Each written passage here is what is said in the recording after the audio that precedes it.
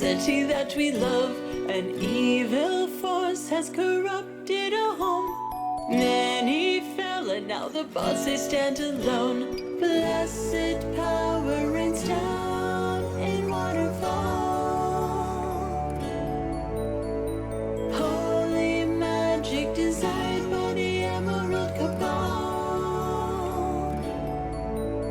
Injustice rots our city's very soul.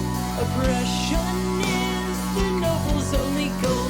Rebellion rings in every street and every tavern hall. Now the time has come, my friends, to all answer the call. All answer the call. Now answer the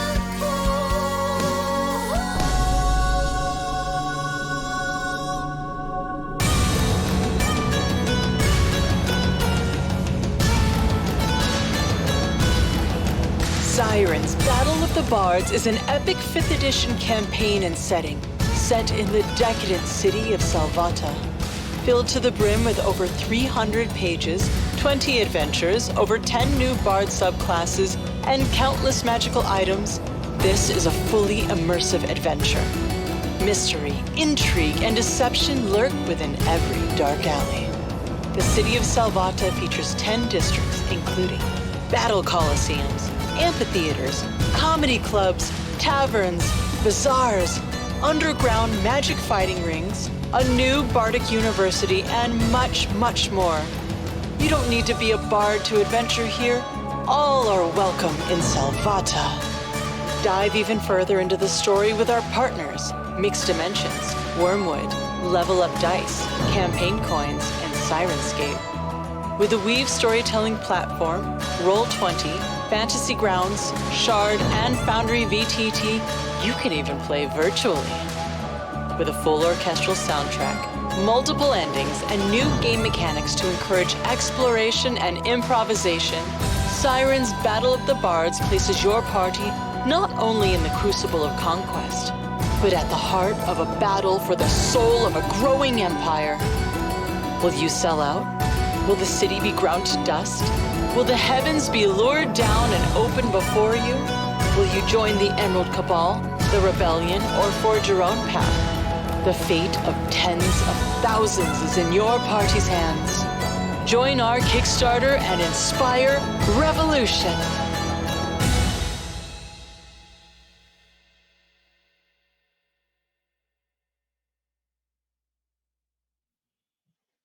Hi everyone, welcome to Sirens, Song of Salvata, a show that has, it's like episode 3 and we're all really excited to be here. This show is taking place because we're celebrating Sirens Battle of the Bards at thebardbook.com. If you don't know what that is, go to thebardbook.com. It's a Kickstarter for a D&D 5th edition campaign and setting book called Sirens Battle of the Bards. Go check it out. We have recently unleashed Todd Stashwick as one of our stretch goals. Our next stretch goal is David Blue, and I'm really, really excited. Here we have some awesome folks with us today, some guests. Please, guests, introduce yourselves to the audience. And whoever wants to go first. All at once. Okay, Chris. Oh, okay. I'll go first. I was hoping there's latency in Zoom, so we can't all do it at the same time in unison, in chorus, as we should be as bards. But my name is Chris Funk. I'm a musician, or I used to be. I think I still am. Before the war happened, I played. I think I'm most known for playing in a rock and roll-ish band called the Decemberists, and I produce records and make music and take care of my dog. And I'm really excited to be here. So thank you. Yay. Thanks for being here. Also, Chris is one of our special guest writers for Sirens Battle of the Bards. So this is our first time playing together. I'm really excited. Yes, me too. Thank you. Yeah. Maude. No, we have definitely played together, Satine. My name is Maude. Garrett. I'm usually a host, streamer, VO artist. I do a bunch of other things. I founded Geek Bomb. So I do fun things. So you'll see Geek Bomb in the chat. That's me being sneaky.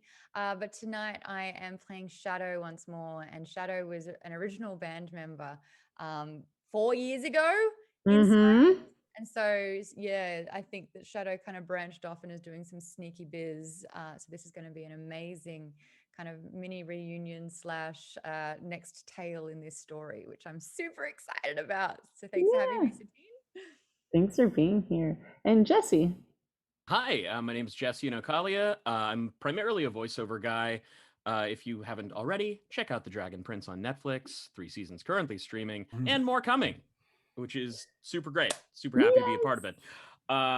Yes, I'm so psyched to be here. This is going to be a lot of fun. I'm playing Nalza, or Nal, who is an aging. He's chilled out now, but he was a Hellraiser back in the day. Leonin Barbarian. Yes, Barbarian. I've been waiting for someone to Barbarian out. Thank you 3 for being here. And of course, we have Kelly Lynn D'Angelo, Jason Charles Miller, and Kenley Shae, who are 3 of our Sirens. So for all of you out there, if you want to participate, we actually have a way for you to affect the game. We have, if you want to give someone a reroll, it's 1,000 bits or a tier 1 sub. An auto success is 2,000 bits or a tier 2 sub. An auto crit is 3,000 bits or a tier 3 sub. An NPC cameo is 5,000 bits. And let's see, a Callan already gave a tier 1 sub to give a reroll to Big Stevie. Yeah. So yay, Yeah. that already happened. Awesome. Okay, so let's see. How's my mic sounding? I'm getting a little blown out. I got a note that said I'm blown out. Is that better? How do I sound? Is it good? I think so. Clear for me. Yeah. Okay, cool. All right. So for those of you who haven't played with me before, and those of you who have, I want to remind you, a couple house rules. If you drop your dice, you get disadvantage. If I drop my dice, I get disadvantage. If you want to cast a spell, please have it in front of you ready to go. And if you are attacking someone, you roll a 1, you have to roll the damage and tell everyone how you hit yourself. So those are a little bit of our house rules. I'm sure more will come out during the game.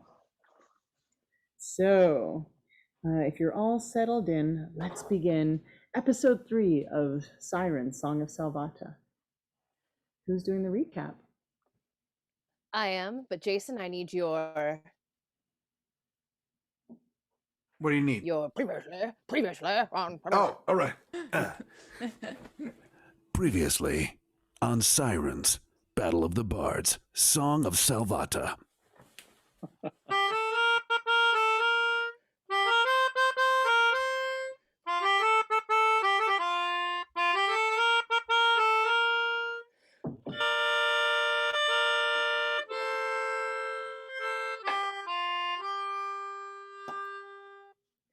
Second district with Flanya and the band.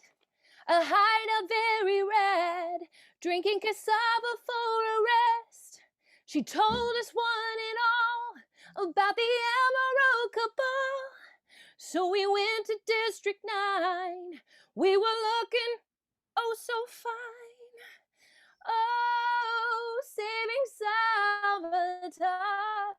Serving Salvata. Oh, from the Emerald Cabal. F them all. All right, so instead of going on with the song, I'm going to tell you with the rest of it. So we started out tracking.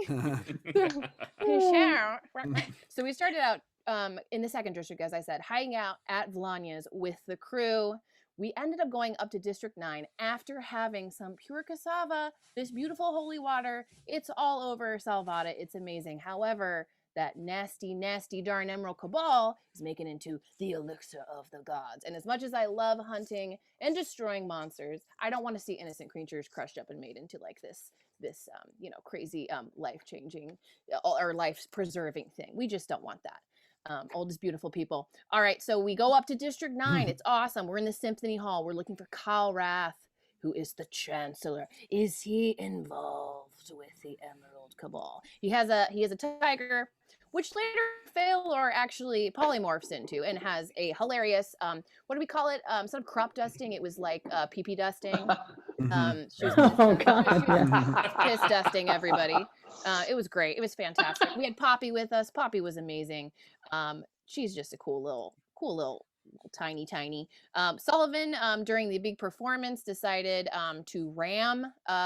tried to ram Brig when Brig was performing Gelatinous Cube. Fantastic. And she got stuck. She was a little confused after that. So we ended up making a nice big diversion with a combination of dancing lights and the fog, and we tried to switch the tigers. We kind of successfully did it, but kind of not. We'll see what happens with that. There was a confrontation. Oh yes, the paper in the pocket. Phalor, while she was the tiger, she grabbed this paper from Calras' pocket. Oh my goodness, what did it end up being? It was an audition, or an auction. It was an auction to lead us somewhere, very somewhere. And I think those were the big moments that we had. Yeah, that was it. Amazing. Oh, that's awesome. All right, so you guys are all back at Vlanya's hideout. You guys have been recovering from traveling. You've been recovering from last night's shenanigans, and you are all just kind of spending the day reuniting with one another. You haven't really seen each other for over a year. What are you guys doing to celebrate? Drinking, darling. Oh, Maude, Jesse, and Chris, you're not there yet. She's still probably drinking. If we. She's still drinking. Drinking somewhere else. Yeah, I guess I'm enjoying now that Phalor kind of drinks a little bit, and she's a little bit more of a party animal. You know, now she's 19, so she's going through more of the party animal phase. And now that she's, taste the flesh, she's like all about that shit. And so she's just been like getting really close with her friends and like laughing and telling stories. So Nice. And also like trying to make a jingle from everything that happened yesterday. Like she's trying to bond. So she's like, "Hey Tiger, I like the thing to do. Hey Tiger, if I could, I would be you. You're the one and only tiger with that one and only face. You know how to kick Calras' ass and make it great."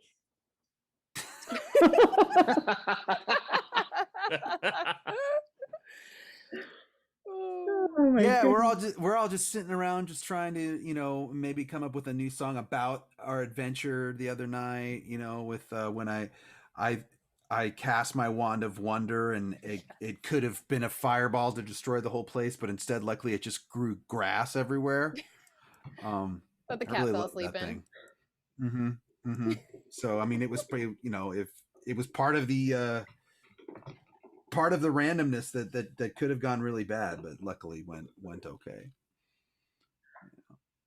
Awesome. So you guys are celebrating and singing to each other, and suddenly, out of the ether, you feel that Mikey Venges gives one roll to Kenley for being amazing, and Losley gives a tier 1 sub to give a reroll to Jesse from Amy and Terry, and This Just 10 gives a tier 1 sub for Jason getting a reroll.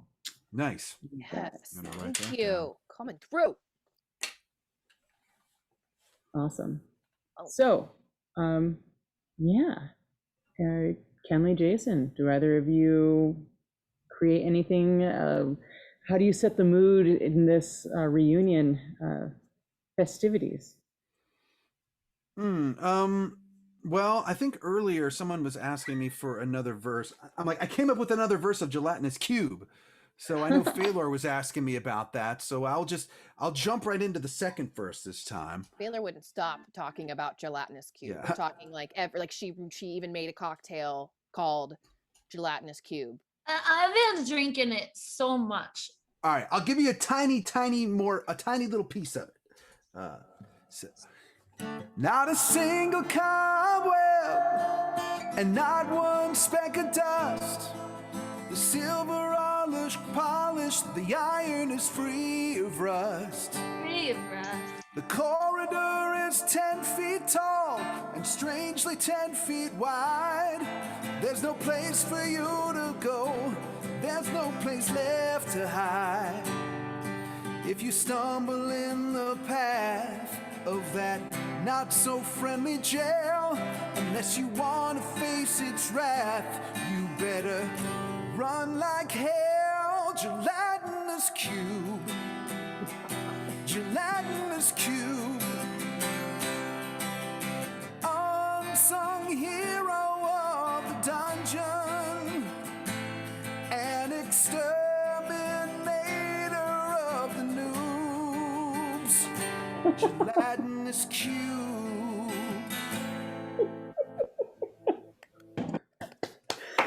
And then I come out with a tray of like jiggling Jello shots that are cubes, and I just started handing them out to everybody. Would you all care for a gelatinous cube? I shove one in Briggs' mouth. And yeah, so you guys all spent the day recovering from travel, catching up on each other's lives, and after dinner you stay up singing and playing music for one another, a band reunited at last. The tone of 4 bells alerts you to how late it is, and slowly you crawl to your respective sleeping areas and settle in for your long rest. Brig, as a master rogue, you noticed that Vlanya kept herself most of the day. She was slipping in and out of the hideout. Now it's about 4:30 a.m. and a sliver of light from her study seems to keep you up. You can also hear her whispering. I stealth over there. Cool, roll me a stealth check. Luckily, I got a 24. Oh, yeah. So as you round the corner, you see her. She's leaning on the door frame and her head is in her hand. And as you approach, you see that further into the room, the walls are crawling with pictures and maps and blueprints. And you're getting closer and you notice that this room actually goes 2 stories up, and it's just red threads just connecting all sorts of stuff. And when you kind of get very close to her, she turns, as you kind of like are moving in, she turns and you see that her gown is burned, blood cakes massive wounds on her, and she's like in the process of healing herself. She's got tears streaking down her eyes. She looks like she just escaped battle and only barely. She stands up and she's like, Vlanya, what's going on? Somebody tried to assassinate me. The Emerald Cabal knows I'm here, and she's grabbing at her chest. You notice that she used to touch this amulet that was on her neck, and it's no longer there. You also notice that she's missing a lot of her jewelry as well, and she looks really tired. My God, did they break in here? Where did they find you? I was meeting up with some of my contacts, and people haven't been answering my messages, and they ambushed me. Well, I feel slightly responsible because I called our combat team Vlanya's Vengers. She looks at you like, how could you? Don't you? I mean, we're the Sirens. Know I figured they, I didn't think that they thought that we would.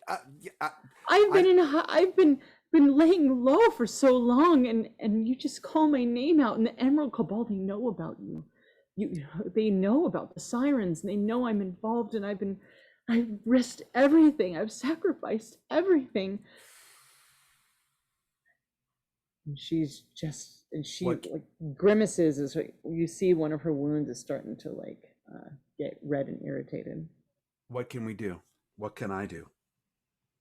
I need help healing. I've expended my abilities. Please drink this. And I hand her I have 2 healing potions in my potion. I have a potion of greater healing. She stumbles forward and grabs onto you and drinks it. You see that she's having a hard time standing. She's She drinks and says, "Thank you so much. I've been tracking the Emerald Cabal across the realms for 200 years. I finally tracked them down here to Salvata. Their largest population is here, and they've infiltrated the government. They've been using the cassava waters to amplify their elixir of the gods. This is our chance to be rid of them. They worship a fiend, and they're getting into everything. They're infiltrating everything. They're ruining this beautiful city and all the people within it. I can't have you risking all the work that I've done. I need your help. And you destroy a beautiful public place. They forbid you. They said the Sirens are no longer allowed in District 9. And I needed your fame. That way we can get you into these amazing places. But you don't even know how hard it was for me to get you up there. And she kind of slumps back against the door frame, and she drinks the next potion. I mean, the whole thing got out of control. It was, I mean, I'm not to say that it, once we got there and we started performing, someone cast spells on us. So it was like it was an out of body experience. All of a sudden Sully attacked me on stage for no reason. Didn't know why. Sully would never attack an ally. I know, but she did. I mean, it was there in plain view. She rammed me with her horns, and everything happened so fast. But there was definitely something else at play. Somebody else was manipulating us. My contact up in District 9 has gone missing. And now the Emerald Cabal knows that the rebellion's getting close to Calrath. They've limited travel up to that district as well. It's getting very difficult to move in the city. And who was your contact up there? A very close friend, but you can't go back up there. So I think we have to stick with the plan. Unfortunately, I have to go into hiding now. Something happened in the underground fighting ring.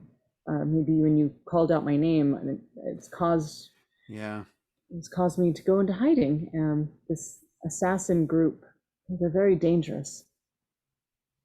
Do they work for the Cabal? Are they part of the Cabal, or do they work for them?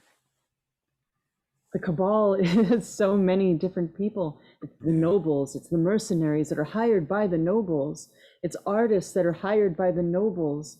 It's just, this web is massive. And she looks up, and she flies up. See that she's like really trying, using the last of her energy, and she grabs a couple pieces and kind of comes down, but then falls a little bit, and she holds them in her hand and puts them in her pocket.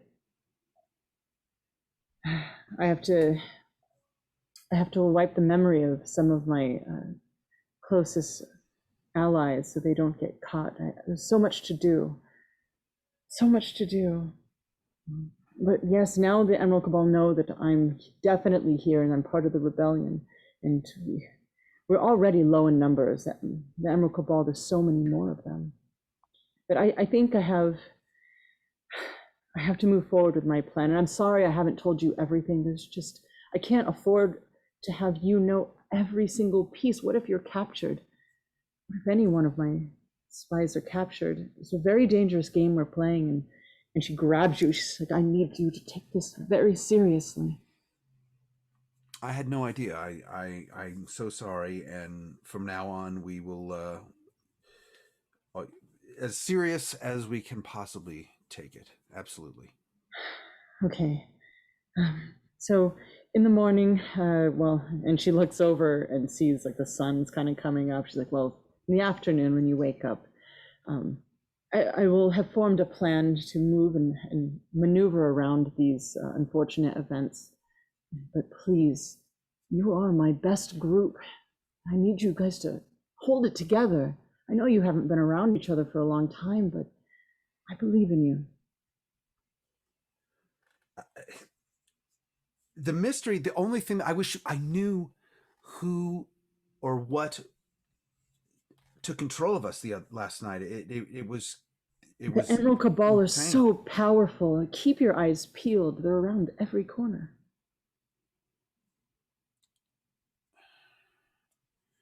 Okay, well, whatever you need us to do, I'll lead the way. Get some sleep. We're all going to need it tomorrow. We only have 10 days left before the grand invocation happens. There's a lot to do before then. And she kind of like walks it back into the room and sits down on a cot that she had in there. Get some sleep, okay? Okay. All right, so you make your way back in and you tuck into the couch or bedroll or whatever it is that you've decided to crawl into. And the morning happens, and then the noon happens, and the afternoon happens, and the three of you wake up. And Vlanya is standing there with three other people. And Brig, you do recognize that one of them is Shadow. Shadow! Rick. Darling, fancy love. seeing you here. Air kisses. It's been so long. You look fantastic. So do you. Like, That's really always fantastic. I don't know how it keeps happening.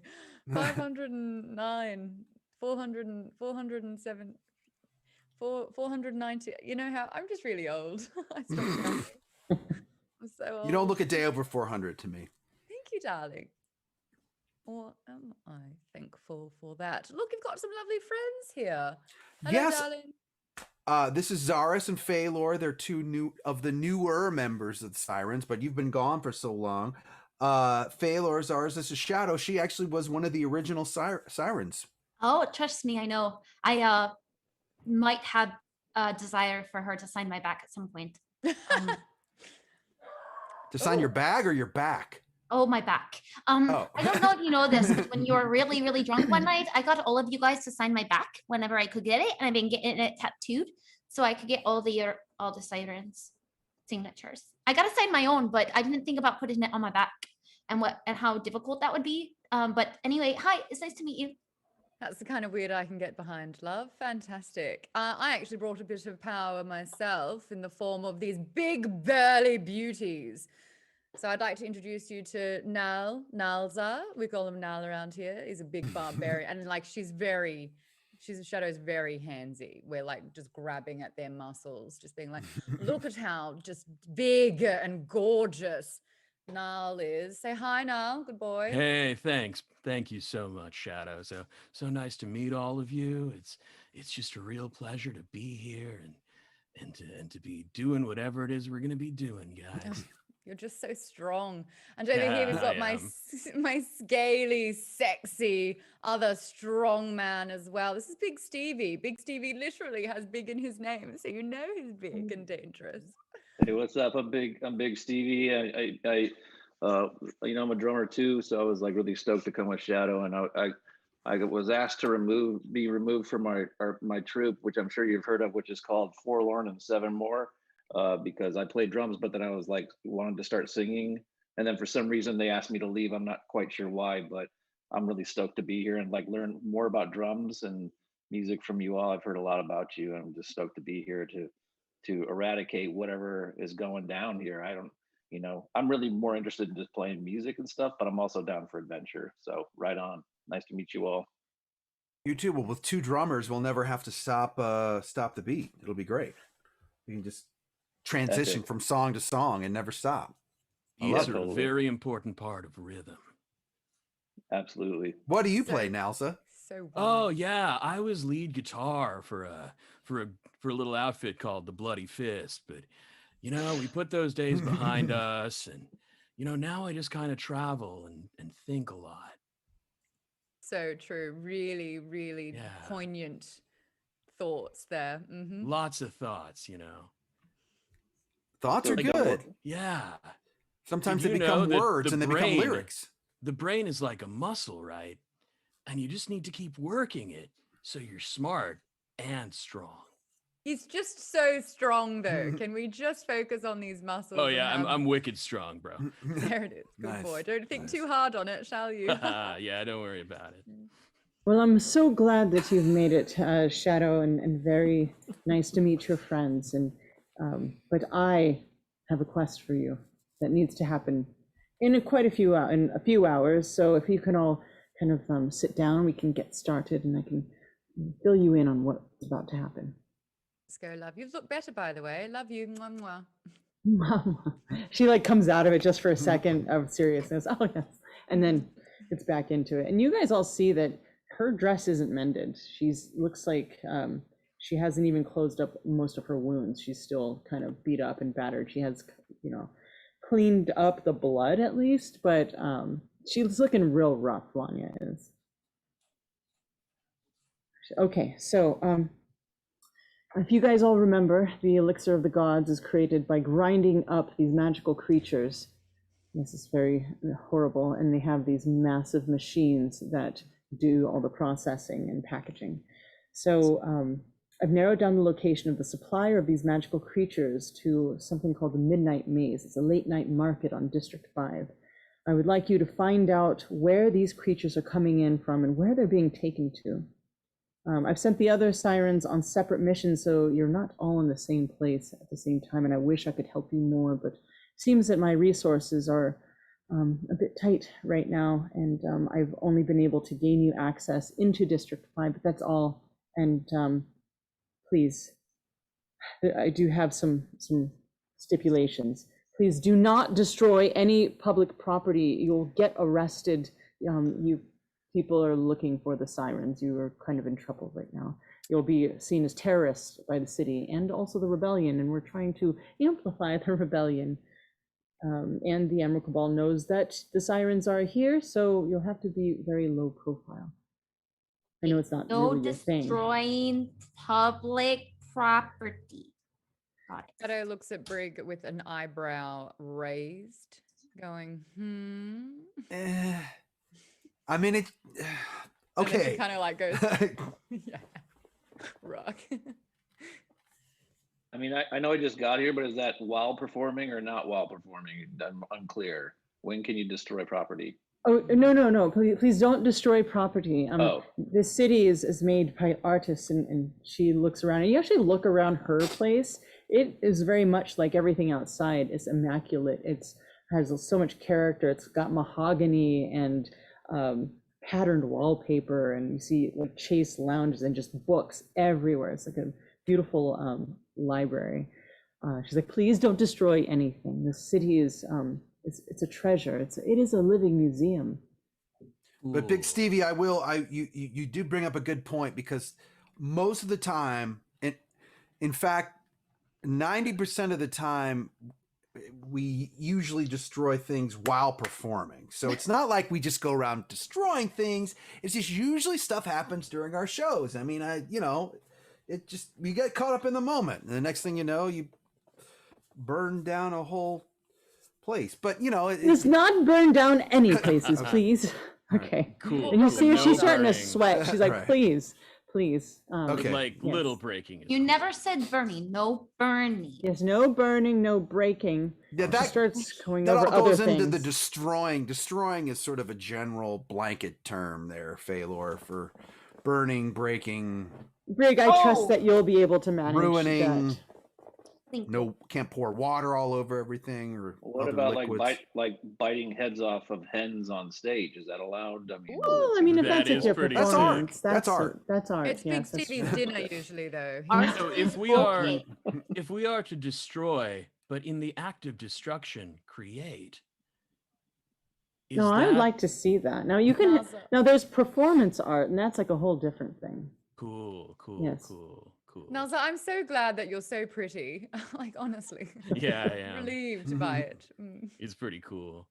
So, I don't know who the supplier is, and that is your quest. Find the supplier for these magical creatures. And you said that the Don't place- destroy them. Oh, Oh, you just need the name, Don't not the kill head. them. Could I get Um, their finger at least and bring We it back? need information. Could we capture them? Oh, What if we I capture guess- them? You could capture them. I mean, Like hunt them down but and don't bring them capture them? here. We Oh. just need information. And she's starting to Okay. sweat again. She's like, okay, so all right, I need to explain everything. Okay, we need to find out where the creatures are coming from. We're coming into the city from. That's important, and where they're being taken to. You see, I believe that this person will know where the manufacturing plant is, where the kill zones are. She shivers. And Does you any- said we have to go to a place called the Midnight something. I just wanted The to Midnight Maze. maze. Yes, Thank you. it's actually a pretty fantastic place. I think you'll very much enjoy it. It's a market, and the maze changes the theme changes every couple of weeks. It's very nice. A lot of people go there, but there are some underworld black market things that happen there as well. Baylor, was that the little ticket that you happened to get your little tiger paws on? My Was that the tiger same- paws were very big, but other than that, yes. Yes, that's I the think- that's the ad that you saw for the auction, correct? I Oh, think the- that might be really high up or something. I think it was like at the very top tier. Probably we're barred from there and we can't go in at any point Well, if this in is the near future. maybe perhaps there's some connection, so I will keep my elf ears pointed up to hear if there's any connection. Yeah, Oh, good I idea. don't think the auction was on level 9. I think it was just we found it on level 9. Right? Yes, this is not the auction. It was a There are a very couple different prestigious one, auctions. right? It was like Yes. a really It was high up one. prestigious. Yeah. Mhm. Just simply a Yes. market, okay. While this Yeah. is happening, Shadow drags her big burly boys that she just loves having as much of her hand on at all times. And she's like, come here, boys. All right, no touching, no destroying, no setting on fire, no maiming. We don't kill them. We're not taking their fingers. I promised you blood, and I apologize for that, but we are extracting only information and not teeth. Are we cool with that? We can do that? Okay, great. Absolutely. Yeah. I have a Bodacious. question though, Shadow. I have a question. Like, Darling. are we supposed to drink this elixir though? Can we try it? Oh, This pure elixir, if we fi- absolutely not. This elixir is s- so bad. We are trying to destroy the supply of this happening. So they ground up magical creatures and we put it with this really nice sort of cleansing water, and it turns into this elixir that keeps people young. But let's It's be also real. highly addictive too. It's terrible, but it's keeping them young, and that is only allowed for me, a star elf. So I'm personally incredibly upset that they are trying to maintain this eternal youth. So we will bring them down. Anyway, we're going back to it, all right? All right, loves, let's go. You're pretty when you get intense. That's dope. Thanks, hon. I'm really excited to try it. Thank you. Big Stevie. Did say it tasted good, and that's like Big Stevie's thing, though. And then I'm you just really see into- Shadow kind of realize that she's like looking after these boys. And they're so young. And then- Vlania goes over to Zaris and gives a map. Okay, this is how you get to this location. And it's the maze moves, and it toys with you a little bit. So keep your eyes peeled. You are a ranger, so I believe that you'll be, and she looks at everyone else, you'll be very good as being responsible for this map. Thank you. I'm very much appreciative of that. And then she just kind of looks over at Shadow and winks.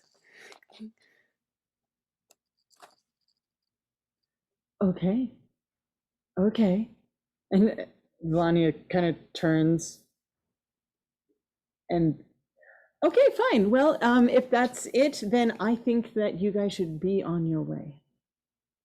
Darling, you rest up. You need to get a few more nights sleep to look a little bit more like me. You've looked better. But you know what? Yes. We'll take care of things. I'll make sure I keep them in check. Definitely do not name drop me, please. No, I've never met or heard of you in my life, and I'm certainly not Yep. drunk. Who are you again? What? Mm, Perfect. mm. So yeah, with that, we are going to fast forward a little bit. You guys make your way through this part of the city and you reach the center. So if you guys are looking at thebardbook.com, you can see a picture of Salvata. It's this 10 district city that is vertical. What was that URL again? It was thebardbook.com. Thebardbook.com. Thebardbook.com.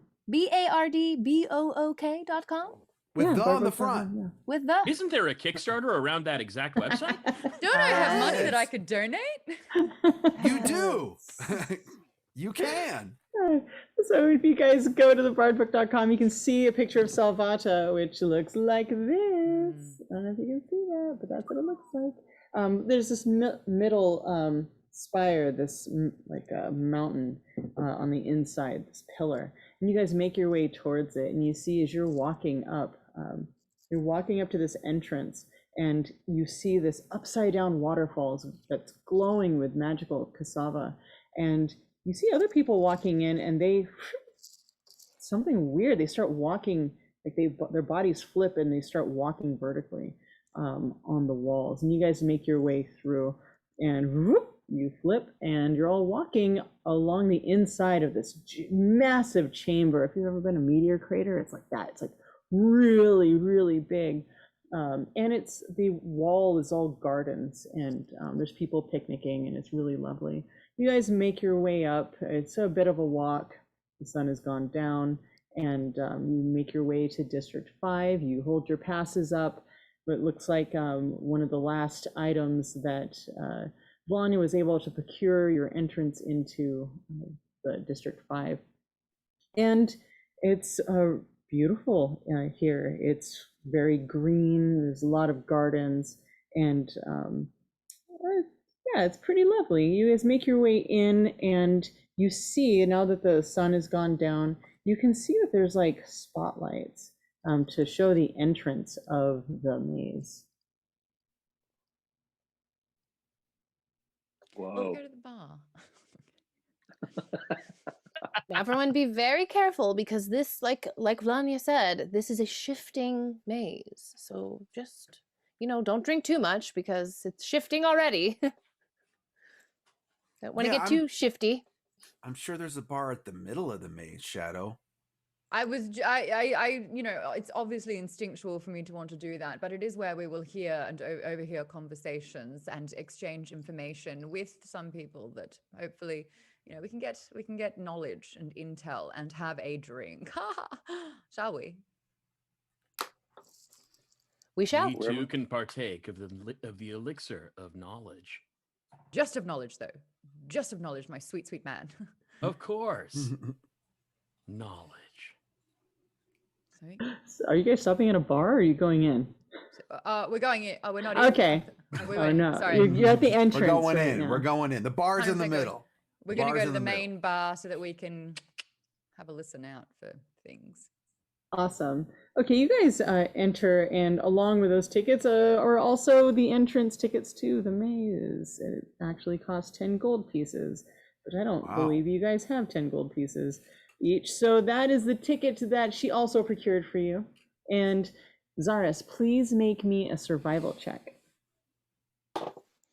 Okay. 20, dirty 20. Nice. You see that the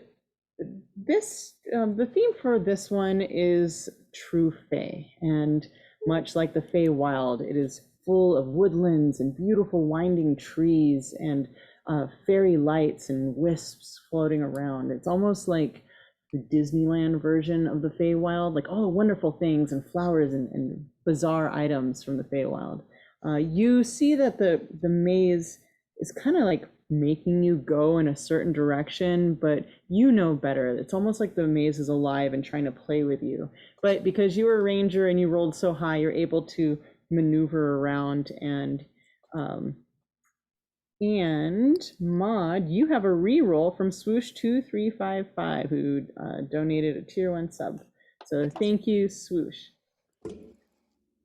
Cool. So you guys have made it to the middle of this midnight maze, and as midnight hits, you see that like lights come on, and at first it's all kind of dim and dark, but it's almost like this place phased into existence the moment midnight hit.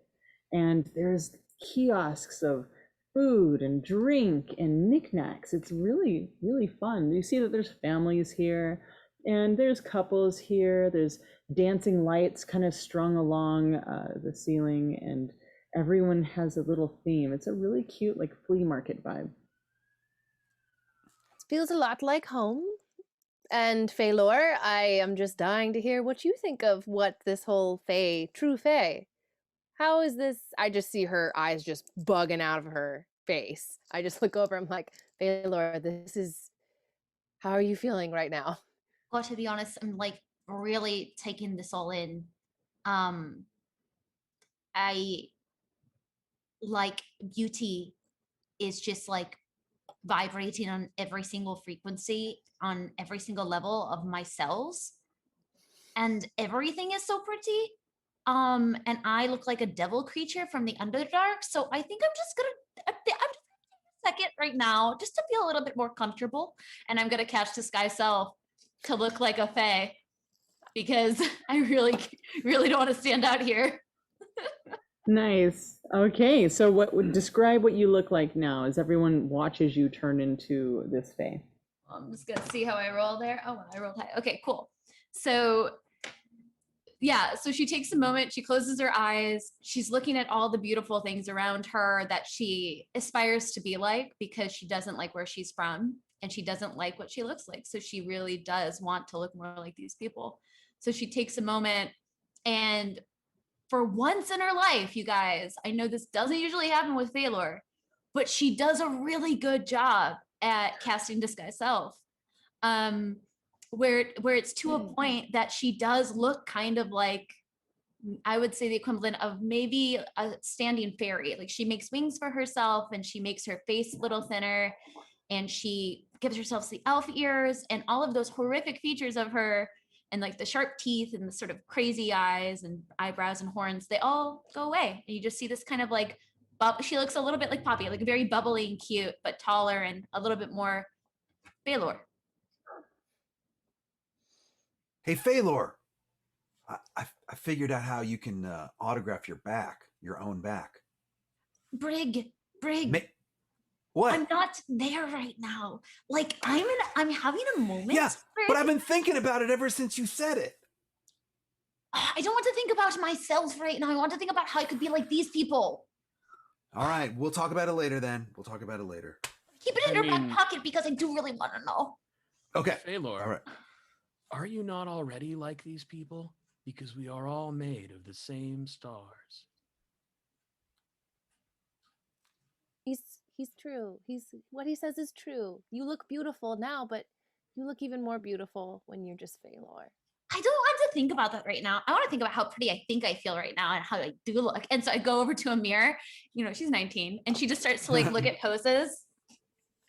You see, in your head, you see the best version of you as this fae. It's even better than you think. Now, everyone else can see, and you've walked up to a kiosk that is a bunch of different mirrors, some small, some hanging, and some like really long. You walked up to one of the tall ones, and there's a old lady sitting there smiling like this as Faelor is checking herself out. And you can see that this mirror is showing her everything she wants to see, not exactly the reflection that she's putting in. Cool mirror.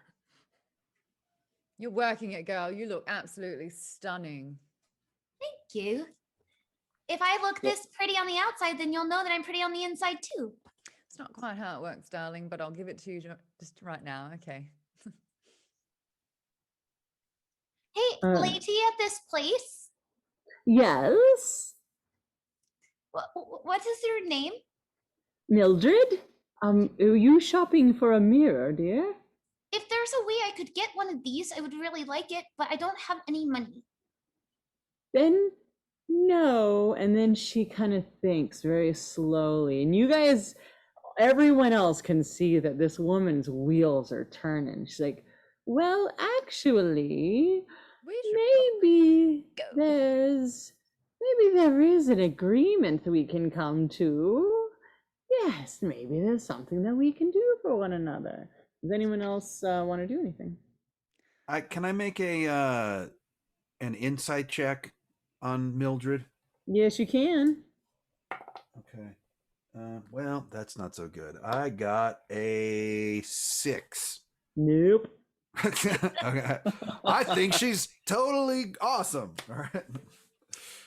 Come here, dear. Just come right over here. Come into Shadow my kiosk. intercepts, grabs Phalor's wrist, and goes, "Darling, we've got things to do, a lot more important than this. Sorry, love. Gotta scoot. Bye."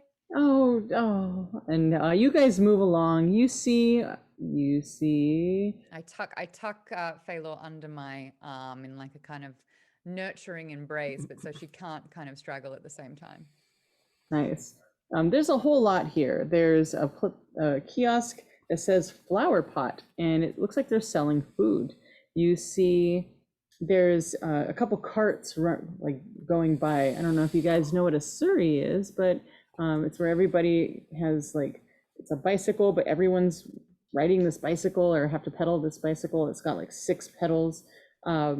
You see that there's a boot repair, and you see what looks like an oracle, and you see a troop of people, and they've got flower petals, and they're kind of walking up to different people and putting flower petals in their hands and grabbing each other and dancing with each other. Oh. Where would we best to look for a purveyor of magical creatures? Roll me an investigation or perception check. Oh, this is going to be good for me. I'll take perception. Yeah, that's a 3. That's nothing. There's Don't pretty forget, colors. You have a reroll too, dude. No, it's fine. However, he does say that out loud, so. Yeah, that's true. Oh, okay. Yeah. That's probably one of the smartest things that you've said, Nal. Well done. Where should we go? Magical creatures. Not the bar? Not the bar? Would we not go to the tavern? I mean, I don't know. You see that there's a little cafe that looks like people are drinking in. There is an oracle, potentially magical in nature. I got a feeling that we're going to find the magical creatures in the mirror, lady. How far away is the troop with the flowers, like blowing the flowers, everybody? They're like 20 feet away. That's where I'm going. I'm breaking off and I'm just wandering over there for whatever Awesome. reason as they sort of like argue it up or whatever. Follow your path, Big Stevie. Yeah, Big Stevie's just like, whoa, flowers. They walk up to you. You get swarmed by 3 of them. There's somebody with a paintbrush, and they're kind of putting it on your face. Another one grabs your hand, puts the flower petals in your hand, and goes, "Oh, you have meant for great things." Yeah, I do. How did you know? Are Right you in need of a here. drummer? And they all look at each other, and they're like, yes, we are. We are all definitely welcoming to new performers for our troupe. And I look over at everybody else and I'm like, hey, these guys want to jam, I think, y'all. Come over here. Fuck the mirror. Could we do it in exchange for some information, mayhaps? Maybe it'll come out in the jam. Oh, I like that. Let's freestyle our way into the little sneaky info. Yes, Brig. I've missed you. Shadow. Yeah, let's do it. Let's do it. So you guys make your way, and this troop, there's 6 people, and they're weaving their way around you, and you smell roses and lavender, and they're dancing with you. There's a couple of them with tambourines, and they're dancing. And what do you guys do? We start jamming. We're just kind of mingling with them, improvising with them. Okay, roll performance. Great. Oh, yeah. Yeah, I'm in. Okay, that's not so bad. I critted +10. Yeah. This is your dream. All these people want to play with you. They're waiting for you to sing to them and drum at the same time. Drum solo. Totally. I have a couple drums. I'm kind of playing like a small sort of hand drum that I have in my bag right now. It's like a mini djembe. It's not my main weapon. It's not my main axe, as they say, but I'm into it, and my fingers are flying. And this halfling walks over to you and is like, "You're fantastic. Oh, where did you come from? Are you staying here? Do you live here? You should hang out with us." My head's like a blur right now. I'm perspiring. I can't be bothered. I'm playing with such fervor that I sort of hear it, and I smile and I just move further into the circle. Awesome. They're all jamming with you guys. So you're there for quite a few minutes. What do you guys do as you've been swept up in this whirlwind of fun? I've pulled my great axe off my back because it's also my guitar, and I am just strumming a few chords, not doing, I'm swept up in the moment. There's bright lights and pretty colors. It's a good time for me. But the mission, we got to think about the mission. That lady said it was important to do it. Do you guys remember the lady? Yeah. Remember? She who shall not be spoken of, especially by me. But yes, I remember. We're not supposed to talk about the lady. Well, I mean, we can talk about the lady, but we can't say who the lady is or say her name or even the fact that she exists. So yeah, you know what? We can't. Let's just talk about the mission. Let's just talk about the mission. Gotcha. So the mission given to us by the lady. Nope. Just the mission given to us by the universe. It was just little floated out more there of and we this grabbed it. And a little less of this. Yep. I got a 16 on my performance, so I'm, sort of improvising with some of the other musicians and trying to get them to, jam back a little bit and they're jamming back. Win their trust. I also pulled a 16, so if Nice. that helps. My Good. boys. Because I only rolled an 11, and with that, I'm going to kind of, let Phalor go and do her thing, and then make friends with that little halfling, and be like, "Yeah, you want to know where they're from? Do you want to know? Do Yes. Hey, aren't There's they so many. fantastic? Oh, they are fantastic. Yes, can you tell us more? I'll tell you about them if you tell me about you and this fun little town and all of its secrets." Oh, well, and she starts talking, but you get the feeling that she's not really giving him any secrets. It's more like, these are my favorite places to go and hang out, and I love going to the museum, and sometimes I go sneak into this underground fighting ring and on the 3rd level, and that's really fun. But I love watching shows on the 1st district. It's really wonderful. Oh, I am so excited to hear all of that. Thank you so much. They're all doing this for you, by the way. Ah, Yeah, they told me. is this your first time here? It is actually my second, but yes, it is our first time here. You'll have to show us around, especially to this underground fighting ring. Oh yeah, it's very fun. That's a bit far, but maybe if you come and hang out with us more often, then we can take you with us. You can count on it. Yeah. So and she whistles. I'm not going to whistle. She goes, and the troop looks over and she's like, "Let's make our way around." And they take you guys on this like tour of this area. So everybody, please make me perception checks at advantage. Okay. That was too close. Out of 22. Hi-ya. 22. 14. 19. 17. 21. Oh my Awesome. Ass. Everyone except for one. You guys all notice that there is a pet shop. It says Marquis Pet Shop. And there's a Interesting. man. He looks about 5'5". He has a golden mohawk, and he looks pretty jolly.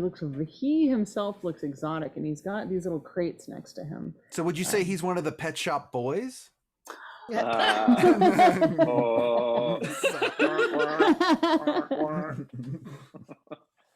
I am very interested, so I walk over to him and I say, "I am very interested in the shop. I'm a ranger monster slayer, and I love creatures, especially special creatures, because I love hunting them down. Could you show us around your pet shop? What exotic, wonderful things do you have here?" You see, he was actually hanging out very casually. When you walk up, he's got this like dreamy look in his eyes. He's like, "You're magnificent. Look at you. You're very beautiful. Oh my goodness, you would be perfect for..." And he reaches down and picks up a bunny. This right here, this would match you perfectly. And there's something really interesting about this bunny. This bunny has a unicorn horn on its forehead. Well, Bunny I with a can bunny. definitely. Mm. Guys, this is quite a fantastic, unique bunny. Where have you acquired all of these? Well, at least this magical creature. In all of my days, it is very hard to find a unibunny. Oh, I am Marquis. I'm a trader of the Shadelands. I travel far and wide to bring to Salvata these wonderful creatures. And Brig, you notice that this bunny is looking at you. It's got its eyes locked on you. Like, this is an almirage. It's from the far west. Do I notice anything about that almirage? Does it look familiar to me? It does look familiar to you. You notice it has a collar that you recognize. So where am I in relation to Zaris, the pet shop boy, and the bunny and the almirage? I imagine you guys are all we're kind of all, like, standing right out there. there, I'm like- and then Zaris is like all up in it. So I whisper to Zaris, I'm like, Zaris, this is my old almirage, Spiky. I know him anywhere. That used to be mine. It's my pet, my familiar. That's your pet? Yes, Are you sure? I'm 100% sure. Zaris, you notice that this creature is looking longingly at Brig. I We gotta get him. Oh, we And gotta. he goes, "Oh, no, this is for the lady." Well, I'm like, sharing is caring. Sharing is caring, and I just kind of like just kind of like hold it out, like almost like Lion King style to Brig. It's to raise it up. Brig, could I get it? Could I pet it before it goes to you? Sure. Okay, thank you. And then I pet it, and then I cast tongues, third level spell tongues. Yeah. So as I pet it, I just go, "Are you Brig's pet?" It's been so long since I've seen him. I've been everywhere, and I've been pet by so many people, but I can't believe he's here. I mean, yes, I've been on adventures. Oh, I can't I'm wait like, to hear all about them. But I'm gonna just 1 second, and then I like pull Brig aside and go, "Brig, that's your pet." I know. We gotta get it. We gotta so get him. you love it. It is 20 gold pieces for this beautiful exotic animal. You should be paying me. That's a stolen almirage. Stolen? It's not stolen. And he looks very offended. He's like, "I capture magical creatures. It's not illegal." Oh, so you captured this one? Yes. Where? In the wild. West. What wild? Oh, west, huh? Yes. You know what? It's your store. I'm not gonna cause a fuss. I'll give you the 20 gold pieces. Just I want my pet back. Your pet, as you say, 20 gold pieces, it is definitely yours. And he holds his hand out. I grab him and I give him the 20 gold. I know I have 20 gold on my person. Awesome. So, where'd you get all that money? He gives you... I don't know. It's on my sheet. Not anymore. It's not. All right, it's going off my sheet now. All right. So he puts the rabbit in this little cage and he hands it to you. And he's like, "Goodbye, dear friend. Enjoy your new life." And No more cage for you. And I just take him out of the cage and put him in my little side pouch. And he just sits, kind of like back up. And he's just got his hands out of the pouch. He's got his little unicorn horn. Like, "Yes, I have many more creatures. What are you all looking for?"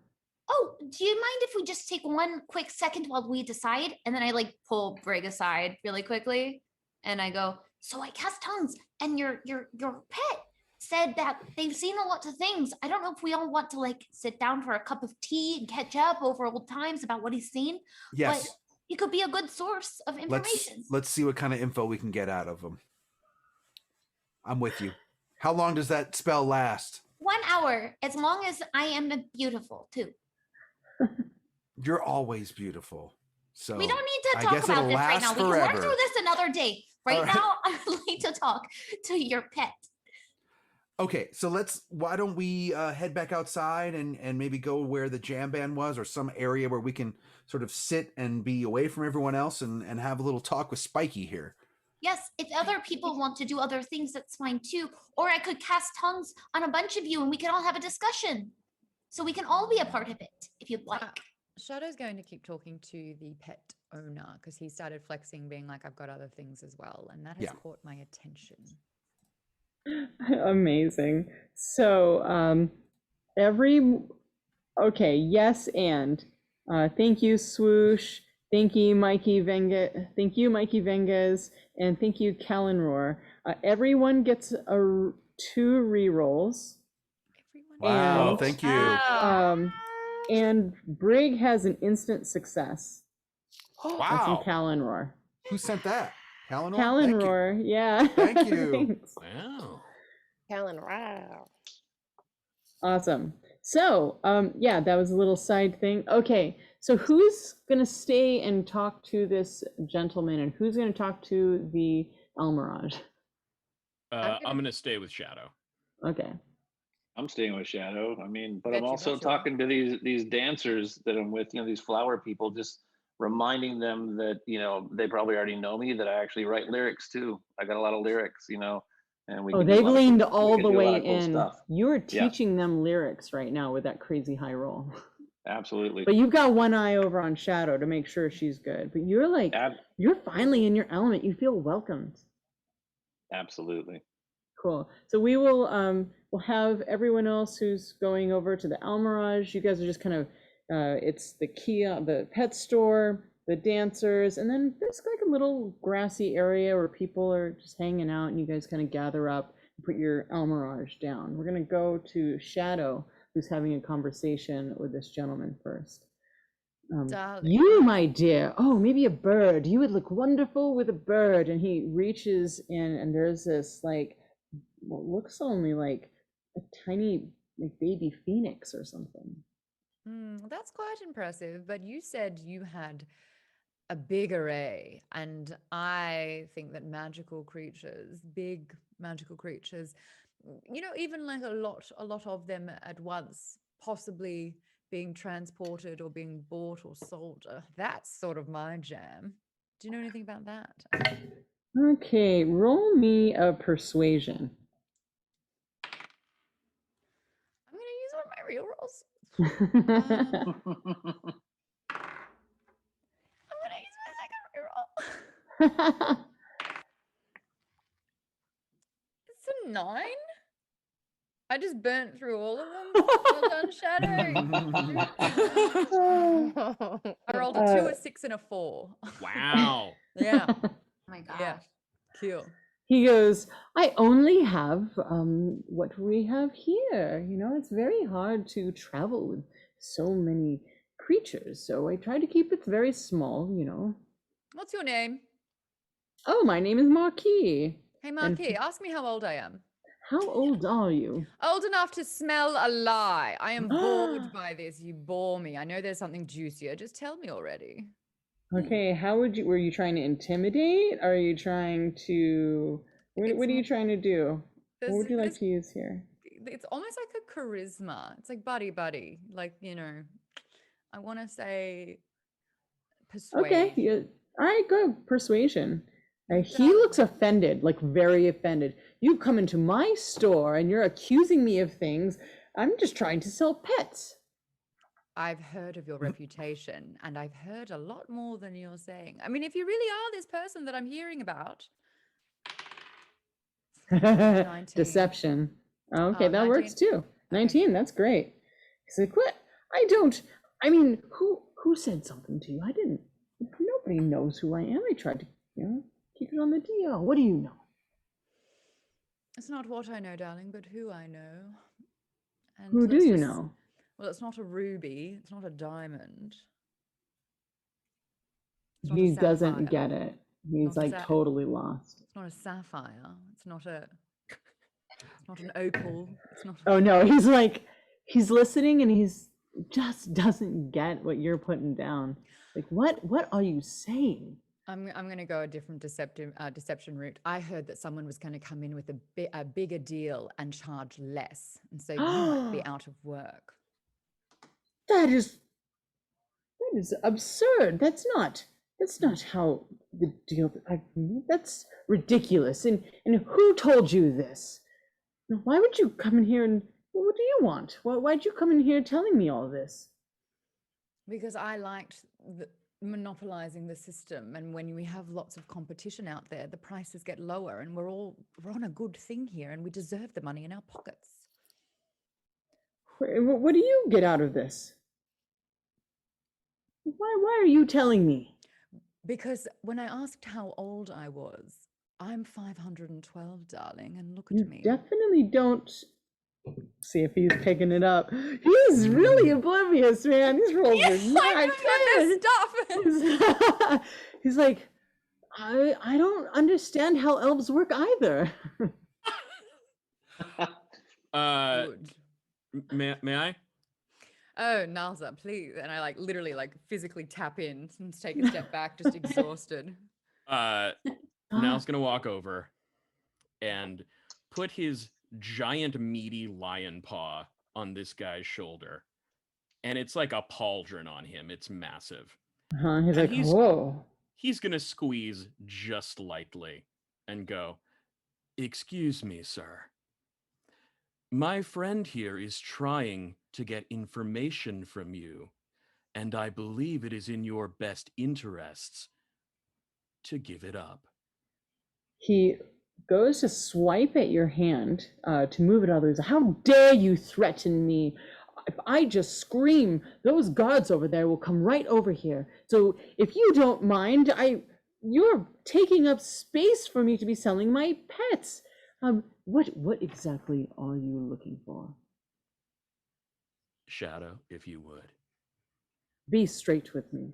I do not play games. We know about the shipment of magical creatures. I want to know where they came from. I want to know where they're going. And I want to know who's behind it. Because I, like you, want to take them out. Wait, Hold I, on, like what? you, want to help them. Oh, yeah. that's the one. Okay. Roll me deception. Oh, God. I can't even do it. 16? And he goes, oh, so you're with the Emerald Cabal then? There you go. You're finally picking up what I'm putting down, darling. Yes, we are. Oh, yes. Well, I there's a couple different entrances that I bring them through. It's all very hush hush and in crates that are unmarked, but yes, I should let them know. I should let them know. Thank you so much for telling me. Definitely don't let them know, yes. because they don't know about the threat. And I'm hoping to take out that other threat before they even do know. So let's not cause alarm here. So don't tell them that someone else. Wait, but I'm upset because I don't want them. Are they double crossing me? Hey, Mark, don't overthink it, bro. Well, I am going to speak with them later today, so I'm going to ask many questions. Yes. Well, I wouldn't. So don't ask questions? No, because they'll think that you're onto something, because there is something else happening, and the more you inquire about it, the more it puts you in a precarious situation. So Yeah, don't think about it, dude. It's cool. He's so confused at this moment. You see, he doesn't understand. Yes, go ahead. I want to step forward and do a. I guess this would be somewhat of a performance, actually, but we'll call it persuasion. So okay.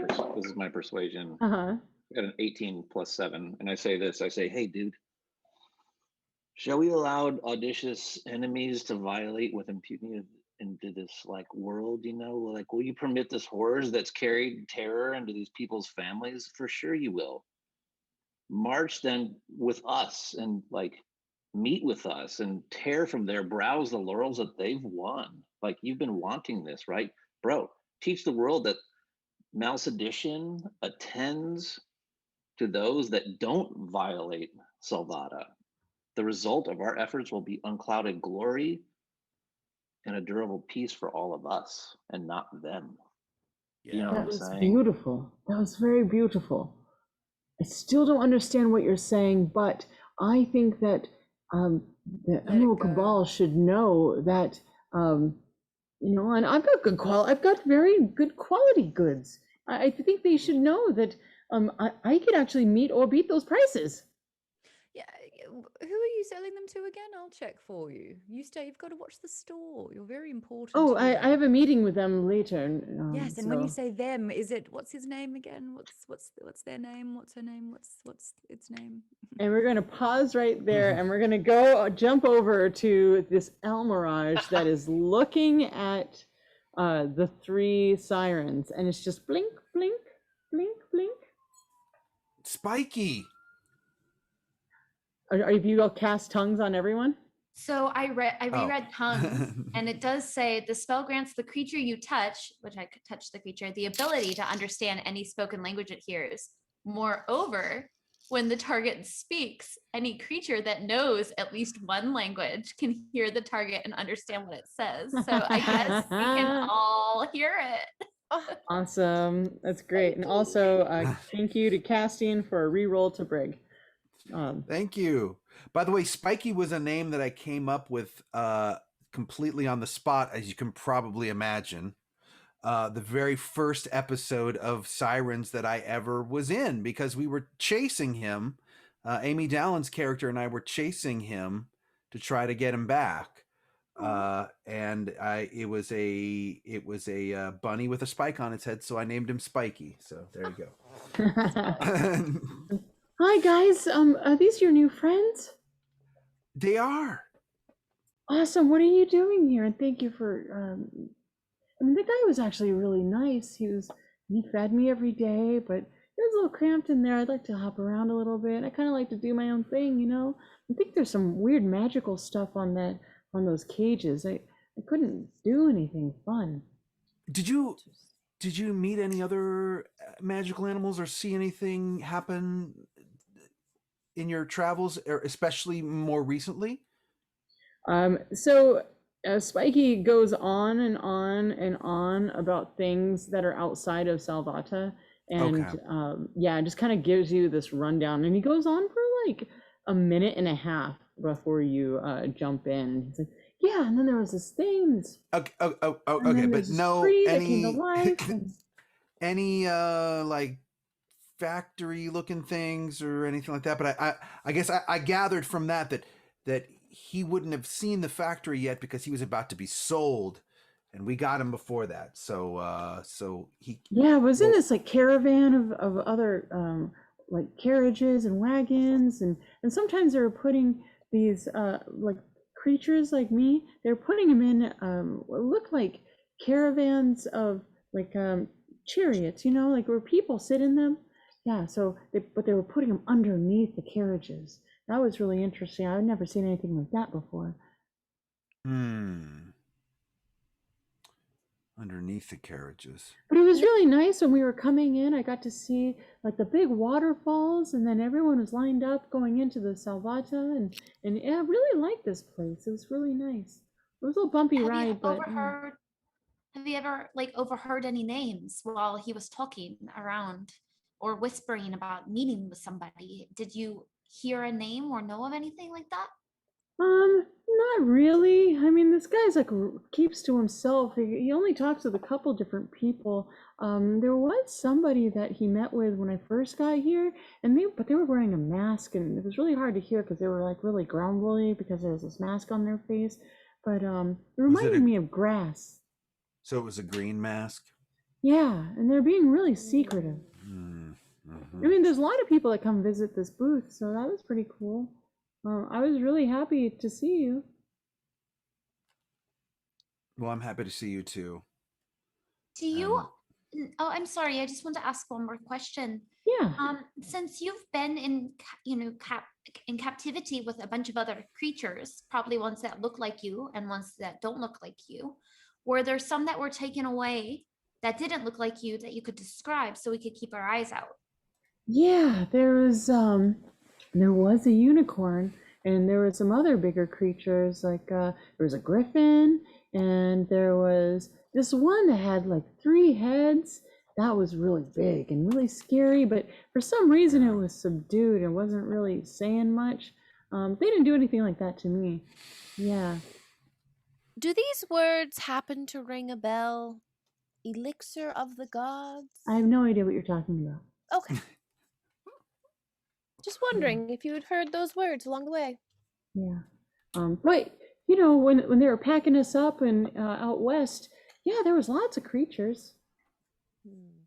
This is Well- very fishy. Should we go see if Shadow procured any other info?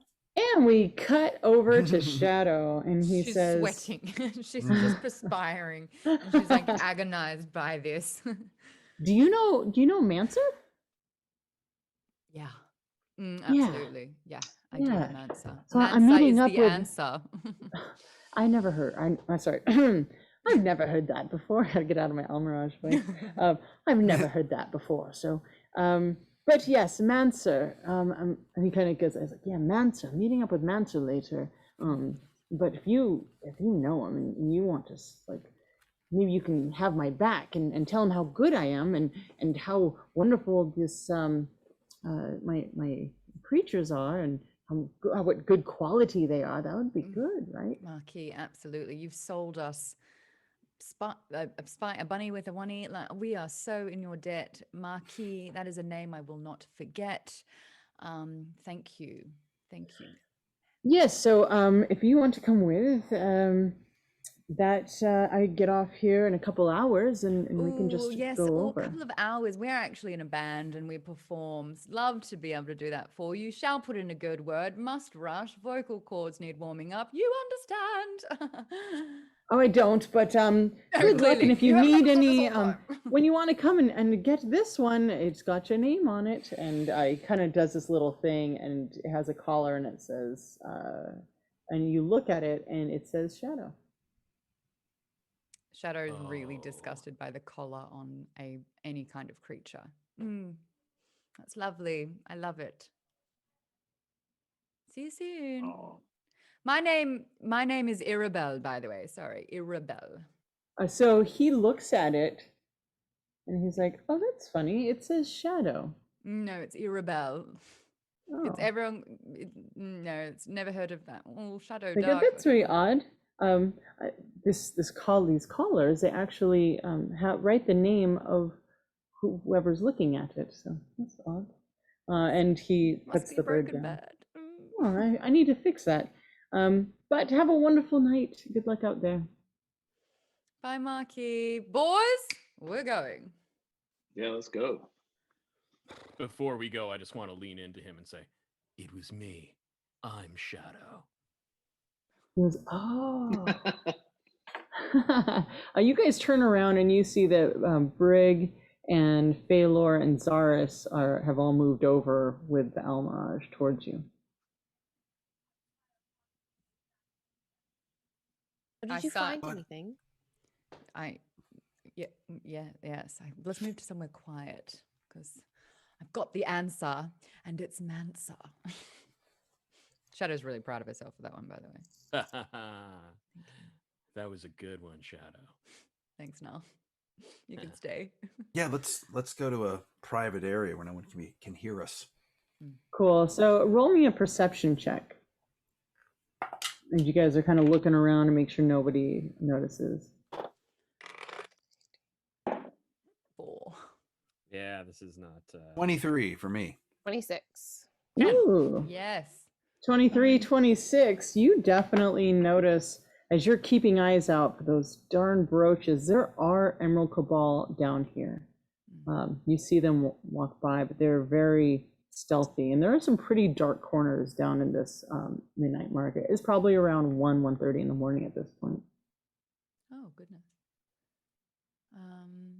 We need to make sure that we know that we have a little bit of company.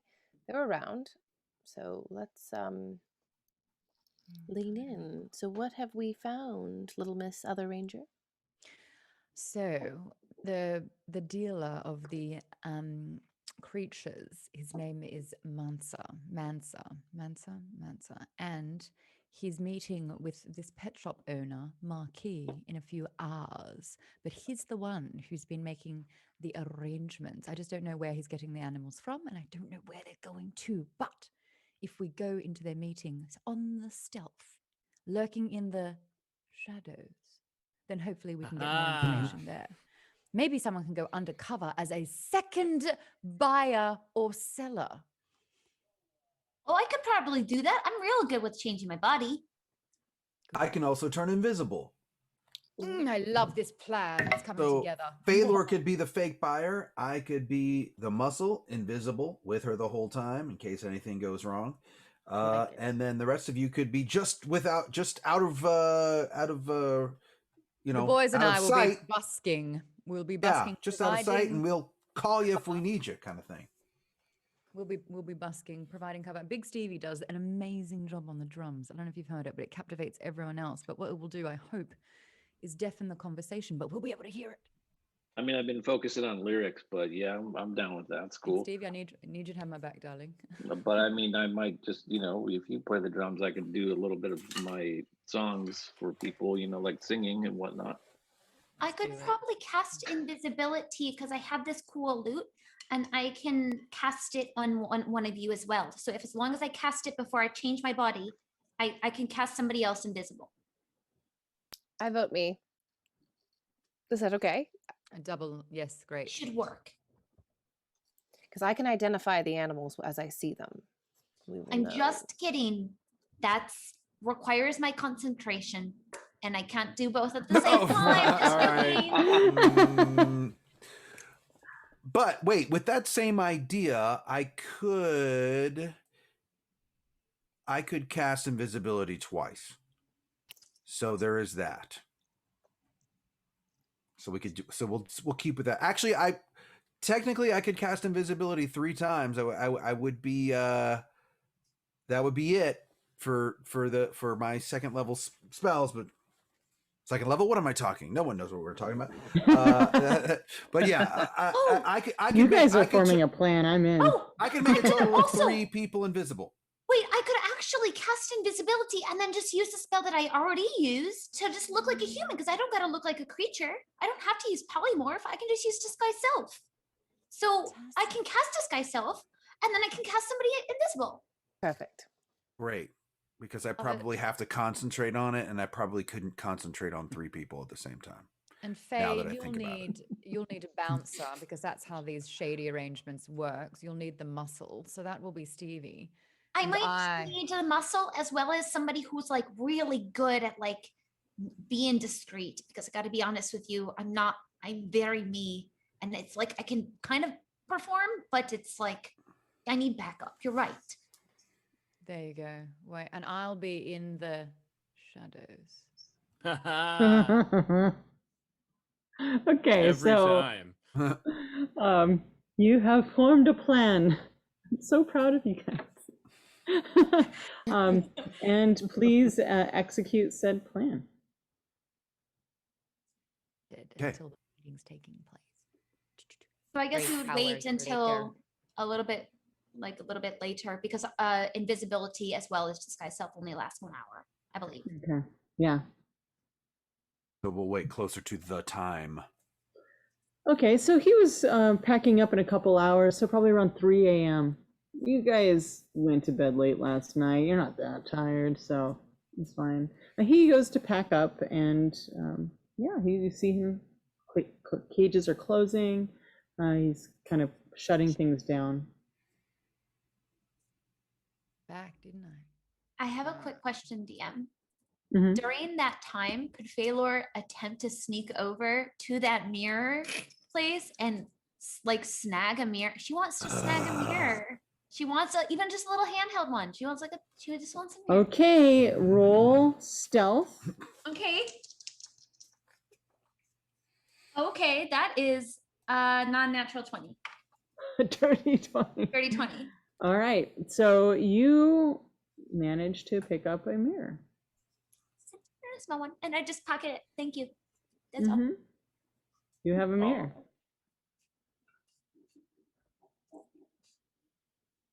Okay. Group, I see him. Let's activate the plan. So we grab him. What are we doing? Let's just follow. We're going to follow. We're We're going to follow gotcha. him, and then Cool. Thalor is going to pretend to be another buyer or seller of magical creatures with a better deal. Zaris is going to be undercover, but trying to locate the location of the animals if they are there to identify what they are. Brig will be listening out for information and causing, slight nicks in necks to get them to answer and freak them out a little bit. Stevie's going to act as the big Stevie, which he is, and it will be Thalor's bodyguard in the conversation arrangement. Brig will also be making you, Nal, invisible also, so you'll be flanking and listening to the conversation, and I will be in the unless of course Marky ends up being a little telltale brat where I will randomly pop out and sort that out straight away. Then we grab him. Yeah. Then we Shadow, I followed you here for a reason. I love this. Thank you. But Marky's Thank you for having me. Darling, I live in danger. But Marky's going to be meeting with a very important contact, and that's who we need to get the information out, because Marky doesn't know anything. He's a pawn in this all. So grab Mansers. And Mansa is the answer. Like his name. Awesome. As you guys were kind of going over this plan, he's already set up his shop and he's begun walking. All right, we gotta do this. Let's get this in motion. Nals, come here. Yeah. Whoa. There's multiple exits to this maze, this labyrinth of hedges, and he's walking out one of them. Let's follow. Is everybody who needs to be invisible? Have you made me invisible? Yes. I have one as well. So I just wanted to make sure if anybody else needed it. I need to be invisible. I can only make. I'm with Thalor and as hanging out with you, but are you invisible? No, Thalor's not. Big Stevie's not. I am not. Everyone. Okay, good. Okay, good. All right, okay. cool. Sorry. You need invisibility? Yes, please. I cast invisibility then. Thank you. Thank you. All right. These have been cast. And you disguise disguise self. And you guys make your way through this following. Are you stealthing? Are you on them, or are you kind of holding back? What's going on?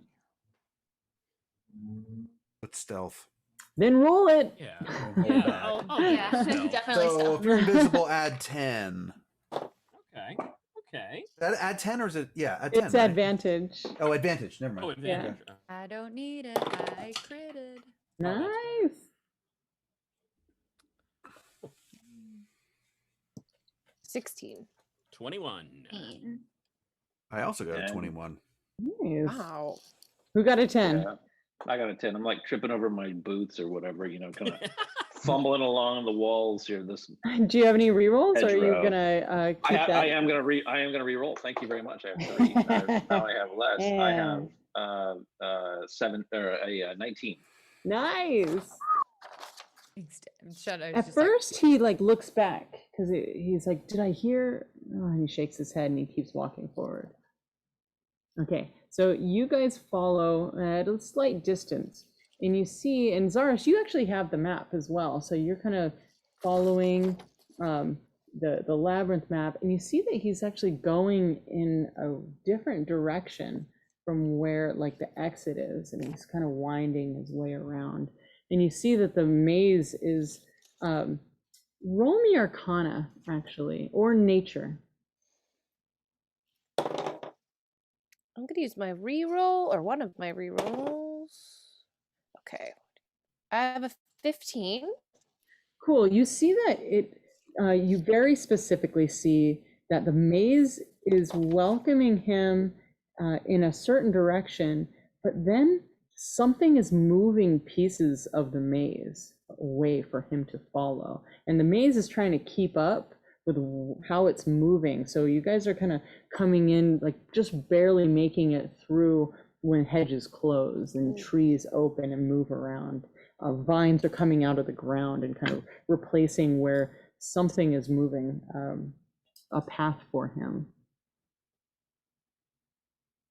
So how far away would you guys say you are from this gentleman? 20 feet? Yeah. Okay. 20 feet sounds good. A quiet Yeah. 20 feet. Yeah. Awesome. I'm He gets wherever Faye's at. Yeah, wherever Faye's at, I'm right there. awesome. I So got he you. gets to this tree and he knocks on it a couple times, and the tree opens up and almost like splits open, and you see that there's a little clearing on the inside, and it looks like there's 6 people on the inside of this space. As you're peeking in, you see somebody that looks like a noble, but also definitely looks like a wizard. You see an Eladrin, you see someone that looks like a druid, and you see what looks like an Aarakocra, but also a kind of reminds you of Girasol in a way. It's something odd about this creature, and definitely this angelic person with massive white wings standing behind them, and they all they have part masks, but he walks through and he greets them, and they greet him. Before I go in there, I think I should look like them. I should cast it again and do the mask thing and the shroud thing. Should I? Get Did a you mask get on it? Big Stevie as well. Did you guys get like a really good look at maybe who was the most important or something? Because I would like to go in and contest, try to figure out who I should look like. We are all equally important. Can I do investigate or Yeah, sure. perception? Perception, insight. I have no idea. What if you guys? What if I look like Calrath? What if I did that with like the mask on? Do you want to look like Calrath with a mask on? Yeah, so like I'm not going to say who we are, but we have a fake name, right? And I'm a buyer, and they're trying to get Calrath on their side. But if I don't give my name, right, I'm going in like with a pseudonym, but they're going to try to piece it together. They're going to think I'm more powerful than I am. Don't hate it. Yeah. Follow Not your bad. truth. Okay, I'm gonna do that. So I cast Disguise Self again, but this time I'm gonna be Calrath in that like gear. Okay, so Calrath looks like he's wearing this massive cloak. If you can imagine like Hunger Games, like one of those nobles that's just so outlandish and very manicured, and has this long hair that's kind of in a top knot bun thing, but the robes all very specifically look like they have the history of Salvata painted upon them. Yeah, it's very colorful and flowing. But just for the Phalor fun of it, under the mask, it's like Phantom of the Opera. Like she just goes all in. Like she's clearly not Calrath because like she burns half of his face like Phantom of the Opera because she loves a musical she saw a long time ago. Okay, so Called Phantom of the Opera. the door starts to close, and they look like they're having a conversation. Are there any shadows in the room? There's lots. This looks like a small woodland clearing. So I do the signal to my boys that can pass on to the people that they're with, going, we need to tail it pronto. Move your exceptionally cute butts. Noted. And then Shadow's going to go along the wall, into the shadows, slink into the door, and find a shadow inside the room. Okay, so the door is closing. So we're going to go in rounds at this point. So you're going to move in. Roll me dexterity, just like straight up, or acrobatics. Kind of swoop in. Yeah. Oh, thank Athletics, did you say? Acrobatics? And 22. are you invisible? No, I'm with one with the shadows. Oh, is that like a thing that you have, like a feature? Or are you just one of the shadows? My name is Shadow, but I do have, I tell you what I do have. That's Is that exciting. like a feature or a trait, or are you just so clever? So clever. That's how I got the name, because Shadow's not my real name, but it's how I got my name. I also have glamoured studded leather, so I want that to look like the inky shadow as well. Okay, cool. So go ahead and roll stealth at advantage.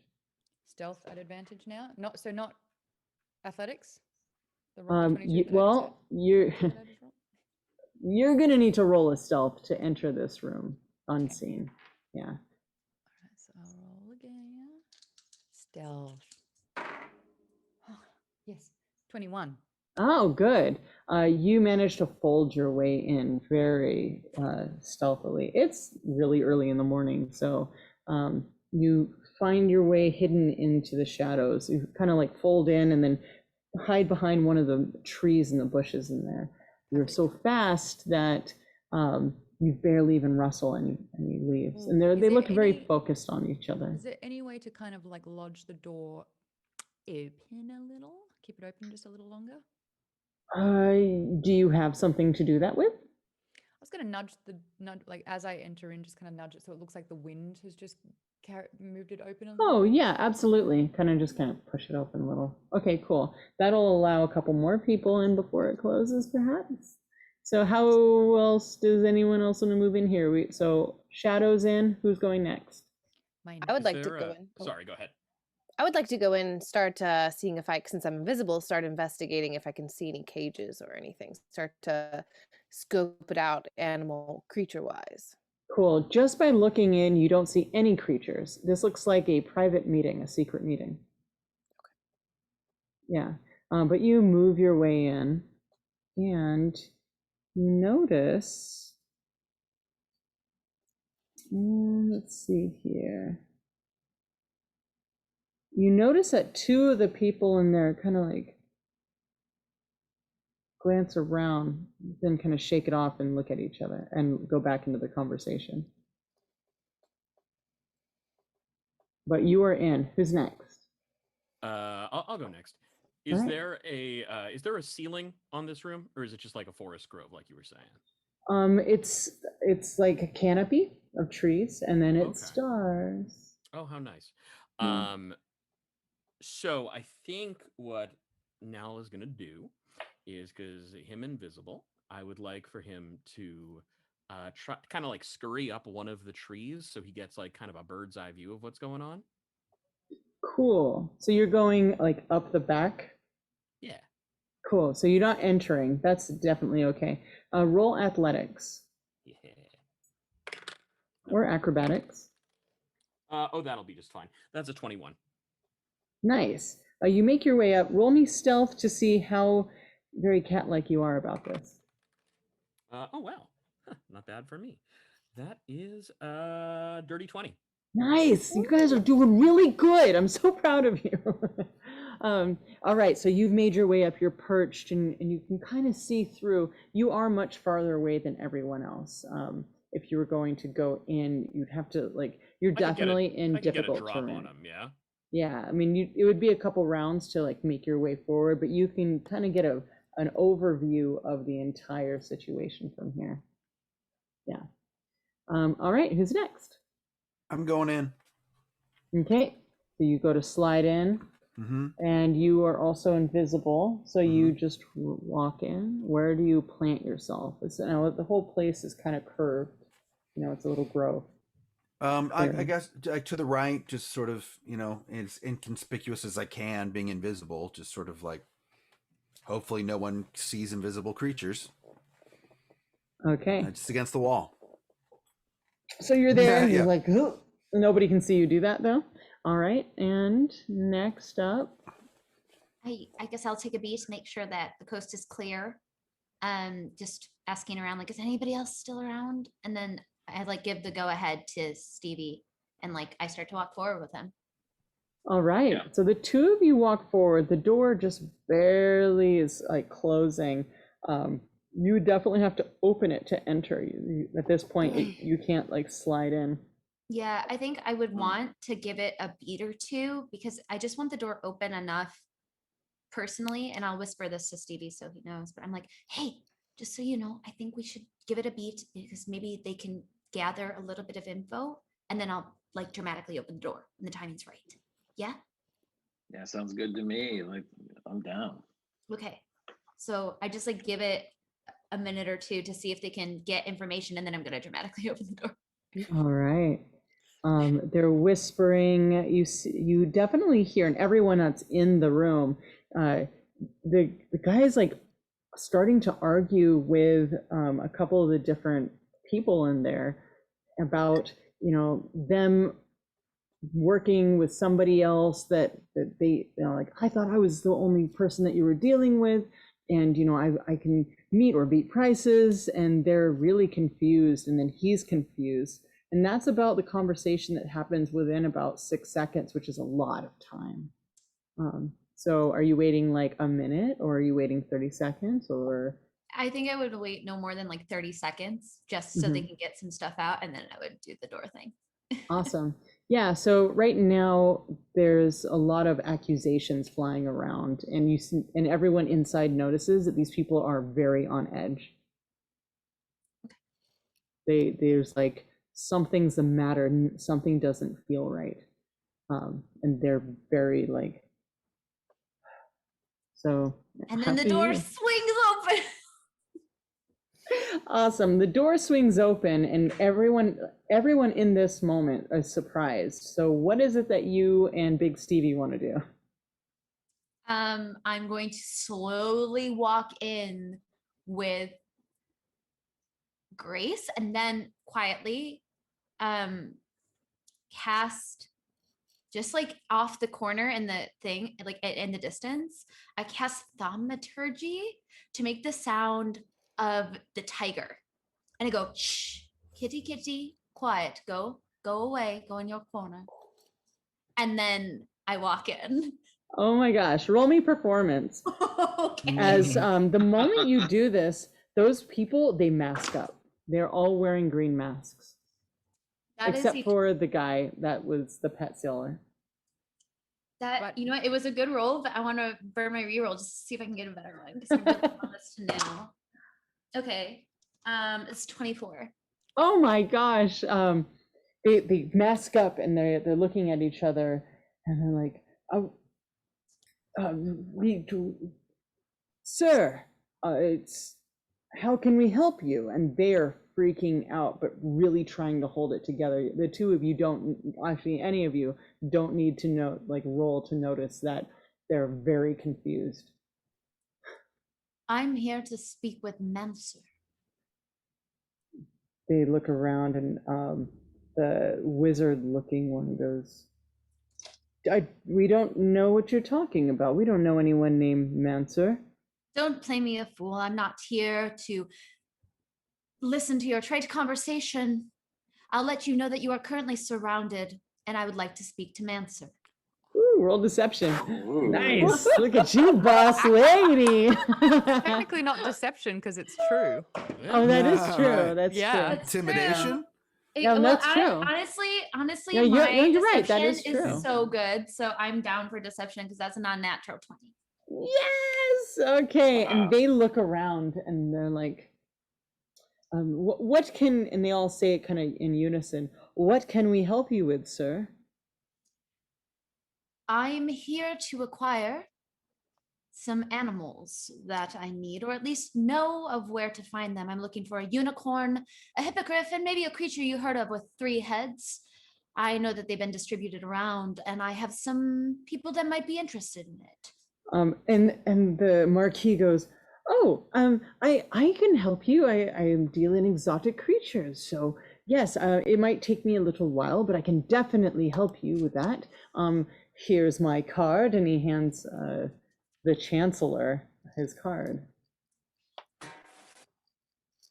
And I'm curious as to what your purpose here is. Oh, we were just having a nice evening stroll out, and no, there's no problem with gathering together in the middle of the night? And they all look at each other and they're like, what are you doing out here? And how did Again, you my find sources us? told me I caught wind of a transaction that would be occurring with very special creatures going to a special location. So I decided to arrive. Oh, no at this- transaction happening here. No, not at all. Then But the Marquis answer- goes, I would really, really like your business, sir. It would be an honor to be the supplier of creatures for the Chancellor of Salvata. And he Do like not gets on his knees Speak as and if you does know this. who I am. I am wearing a disguise. How do you know who I am? Um, And I go forward and I'm gonna grab whoever said this. Oh, it's the shorter, the pet seller. He's like, you're wearing your robes. You're the only person that wears these robes. I mean, it's really obvious, and you've got that hair, and it's just in the cat. Like it's all right here. I'm so sorry to call you out. And I'm like, you will never speak of this moment. And then I'm gonna cast Tasha's hideous laughter on it. Oh my gosh. No, Okay. wait. Are you? No, I can't do that. I really want to, but I can't do it because it's a concentration spell. So I'm just gonna. Should I do it anyway? No, I'll do it. I have Okay. hideous laughter. Oh heck yeah! So So I'm do like I. doing this. Tag and team. I'm like clearly hope. I'm like silently in the back of my mind. I'm like, is my team gonna back me up here? They're gonna really. I really need them to like whisper, to blow in people's ears and freak them out. You know, like Okay, I want this I to be a whole thing. believe if you cast the spell, you'll come out of invisibility. That's true. So I can't. Yeah. I can't. Well, it's gonna Yeah. prove that they're surrounded. I can cast it, and I'm not invisible. Nice.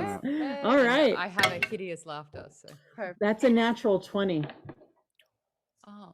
to the save. And the guy goes, You got some rerolls.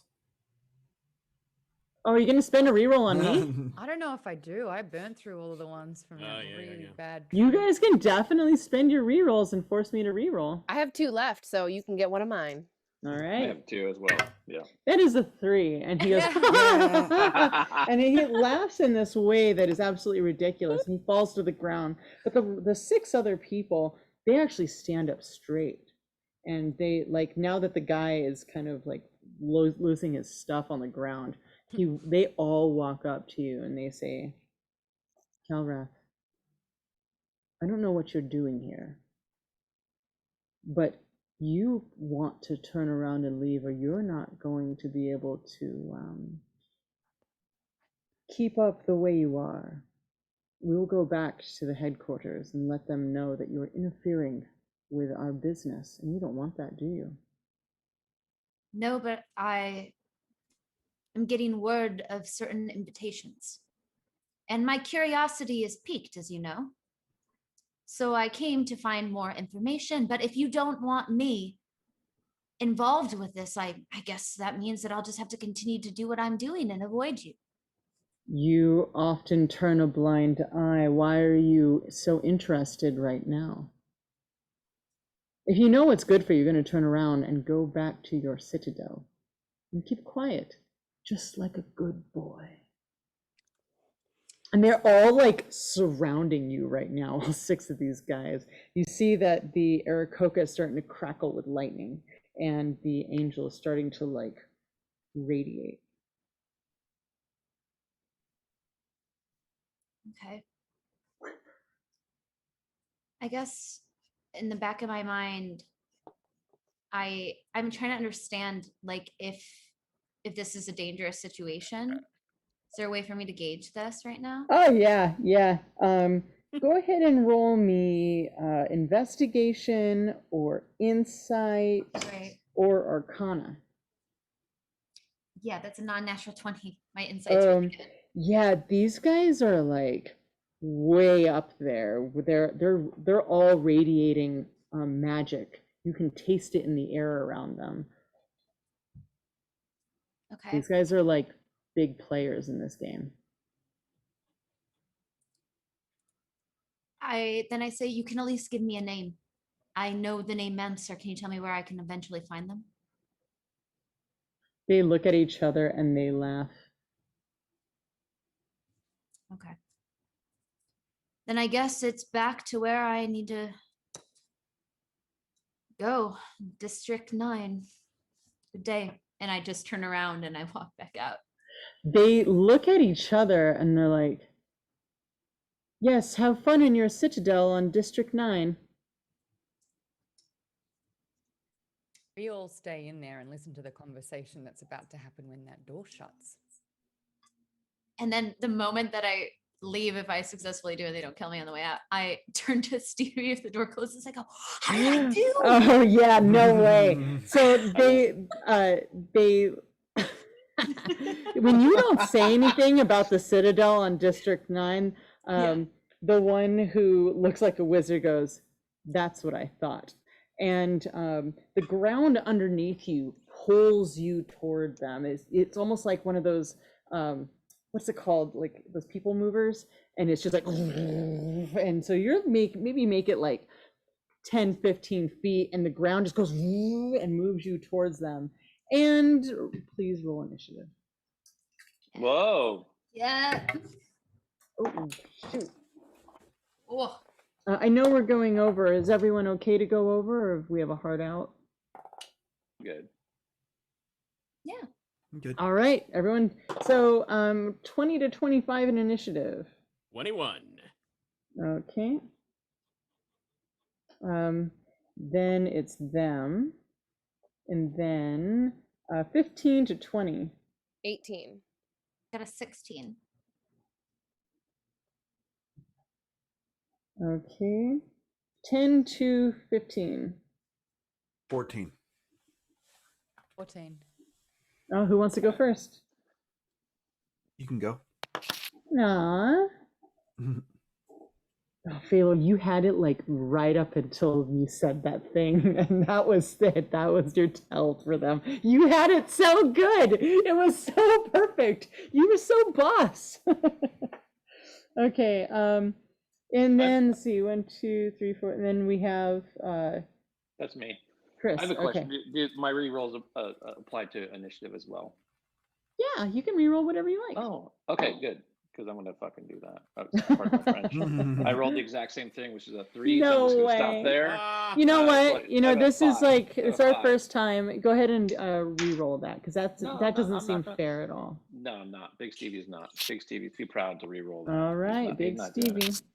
Sock it to me with that 5. I just All right, you choose to go last. It's a good way to like gauge the playing field. All right, Absolutely. so Bridget, Jesse. one? Cool. So, now seeing all this go down, right, through the canopy. Mm-hmm. Great. He's going to start making his way through the canopy to be like just over the wizardy dude, the one that looks like he's in charge. Mm-hmm. And can I make it to where I could say, I don't know, drop down upon him? If you leap, yes, you can. Hell yeah, cool. Before I do, I'm going to use my Gauntlets of Flaming Fury to turn my Great Axe into a flaming Great Axe guitar Oh my God, yes. and leap from the canopy to try and attack wizard. Yeah, and you have advantage because you're coming in from above. Mm-hmm. You have the higher ground. All right, go roll it. Hell yeah. Just straight attack, yeah? Yeah. Nice. I like that for me. Okay. That is 25. 25 to hit. Yes. Yeah, that's nobody expects anyone flying out of a tree to smash them on the head. And go ahead and roll damage. All right. Okay. Okay. And then, oh, that's not so bad. So that is, where'd my actions go? There we go. Great. That is 10 slashing. Cool. And 5 fire. Oh my goodness, his robes catch on fire. Yeah. And I'm going to take my second attack at him. Yeah. Do I get advantage on this one as well, or just... You do not, because you're now right in front, you're in melee with him. That works for me. That's a 16. That does not hit. Oh, well, you know. He is flailing because he's on fire. Just I'm like, okay with that. yeah. Okay, awesome. So you are now there. They all see you. Everyone turns towards you. All right, next up, it is their turn. This guy is going to, he is going to move his hand up like this in front of you. Please make me a con save. All right. Okay, 18. You feel your body start to like get like move, like you feel yourself get bigger and smaller, but then you fight it off and you seem to be fine. But he definitely tried to do something not very nice to you. That was most heinous of you, little dude. The creature, that Genasi creature, looks over at you, Phalor, and all of a sudden flies towards you and is going to pass through you. So please, so it actually goes through your body and it does damage as it moves through you. You start, like, everyone sees that you are getting shocked with lightning and you take 6 points of lightning damage. Yeah. And it seems to have, like, what you guys see is it merges with Phalor and is just like shorting out this like disguised self just a little bit and then moves through and just kind of is next to Phalor. That's what you guys see. And then let's see, Chris, Big Stevie's there, and let's see, this creature, it looks like an autumn eladrin. And it's also like part made of leaves and wood and stuff, but the mask is definitely on there. But you see the ears, it's got short hair, and it goes, sleep. And it's going to try to cast sleep on you. Oy, me? Yep. I'm totally down to take a nap. Okay, so that's 6, 8, so I need help, and I need number help. 6 and 8, 14. and 4, 18, and 8, 26, and 5. 31. Yeah, so how much is that? 31? Yeah. The creature should so the total is how many hit points creatures a spell effect. But your hit points are much higher than that, correct? I'm at 51. Okay, so you feel your eyes flicker, but nothing happens. Okay, so there's this guy. This guy looks over at who's out there. There's only 3 of you that are visible, correct? Right. I'm visible. Okay. Big Stevie and Phalor. Wait, one of Zaris these now? guys, Zaris did not go, so Zaris is still invisible. This guy he almost looks like a Shakespearean actor that just came off the stage and is like still in costume. And he looks over at, Phalor and goes, "You almost had us, you did, but your costume is not very good. The lies that come out of your mouth are unrefined." And he starts to mock you. So please make me a wisdom saving throw. Ooh, I rolled a 2, so that's a 4. I did not see it seen. Do you have any rerolls? Oh no, I burned them. All right. Unless somebody else has one they want to throw my way, but I do not. Let's see. Oh, you have a reroll. Now you got one. Thank you, Cal and Roy. You have a reroll. Someone see my butt. Thank you. All right, well, I'm gonna use it like right now. Yeah. I rolled a 3. No, you did not. Two and a 3. Oh, Yeah, no. so total of 5. Okay, so that's not quite enough. You have disadvantage on your next attack roll, and you take a whole bunch of psychic damage. Owie. Yeah, this is not fun. Okay, so that is okay. Math for me: 5, 3, 4, 2, 5, 4, 23. and 2, 4, 6, and 1. 2. Sorry. 4, 13. 6. That's 13. All right. Wow. So And I have to make a con save, which actually I think I can't even do it because of the amount of damage I took. oh, to keep your disguise. Yeah, well, not my disguise. My disguise stays on, but to keep my concentration for the invisibility. Oh no! Yeah, you do. You have to do the thing. So my Yeah. my save on that is only a 17, so it would have dropped after the first one. So Okay. the first hit, like the first wave, Mhm. and then I'm looking incredibly rough after that. Oof. All right. These creatures are just going at you guys. You see that the trees are starting to writhe around you as one of the guys in a mask, he pulls out this staff and stabs it into the ground. And everyone who was invisible by Phalor is now no longer invisible. That would be Zaris. Okay, that was their turn. Zaris, it's your turn.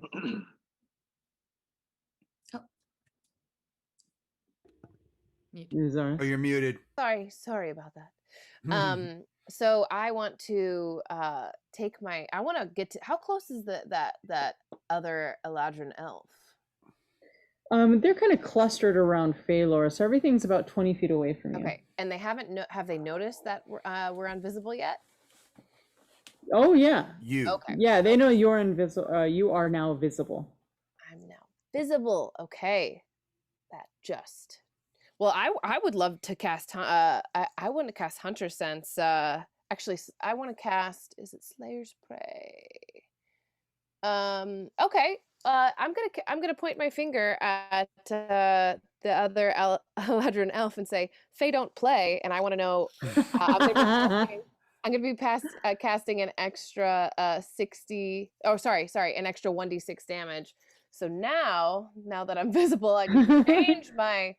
So what I'm gonna do, I'm gonna try is I would like to. I've put my bow. I've put my bow under my foot, and I've dropped it, and I want to push it as fast and as hard as I can, to try to almost like take out, like trip the other elf.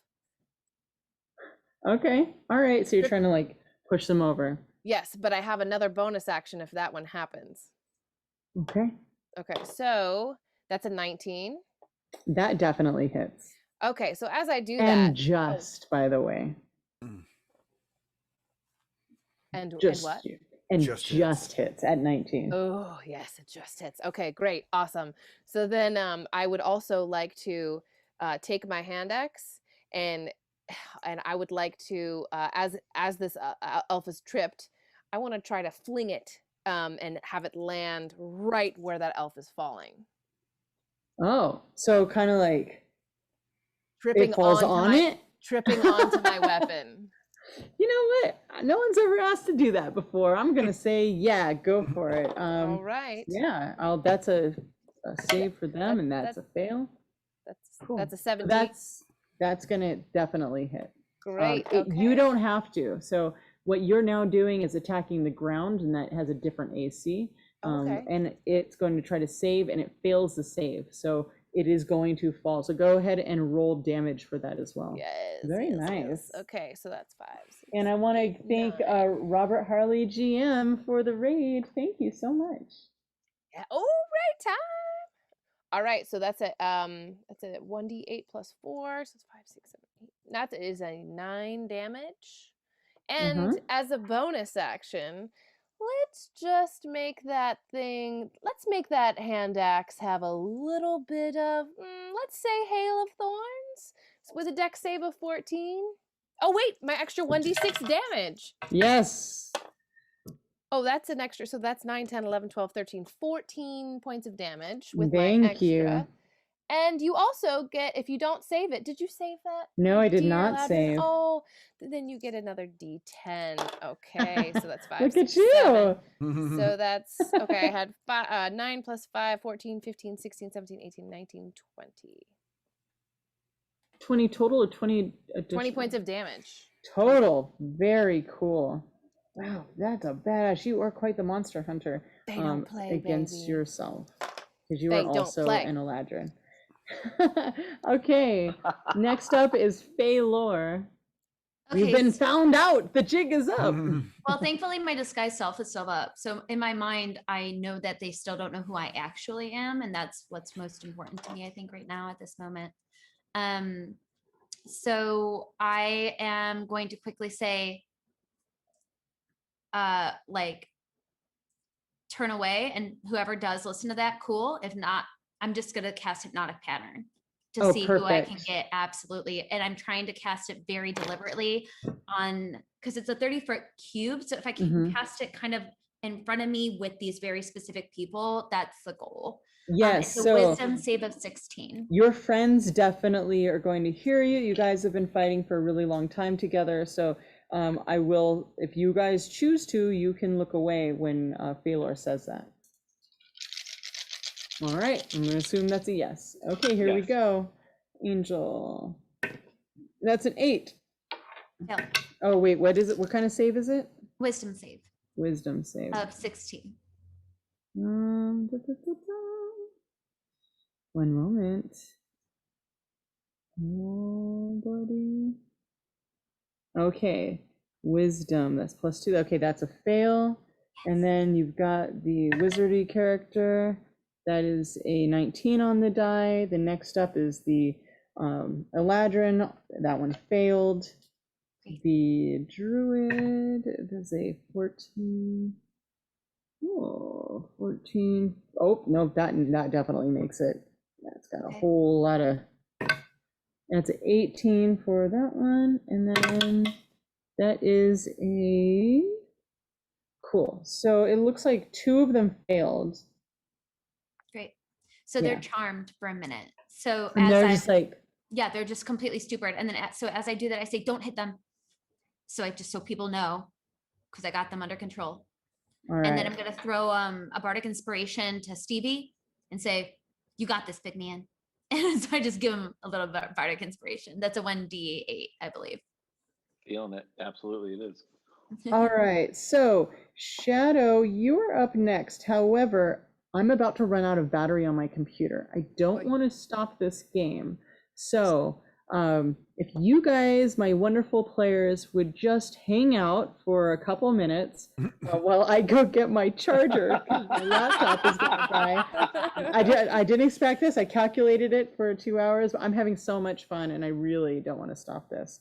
So yeah. Shadow, you're on deck, and I'm going to stop. So you guys just we'll talk. Be yourselves. Okay, and also you can totally metagame and strategize, because I'm going to be leaving. So, oh, husband. Oh, you're not leaving because the charger just showed up. Oh, that charger. Damn it. Wow. We were totally gonna metagame. They were gonna metagame, and just for that, I'm gonna use the restroom. So yeah, you guys can totally metagame for a second. Yeah.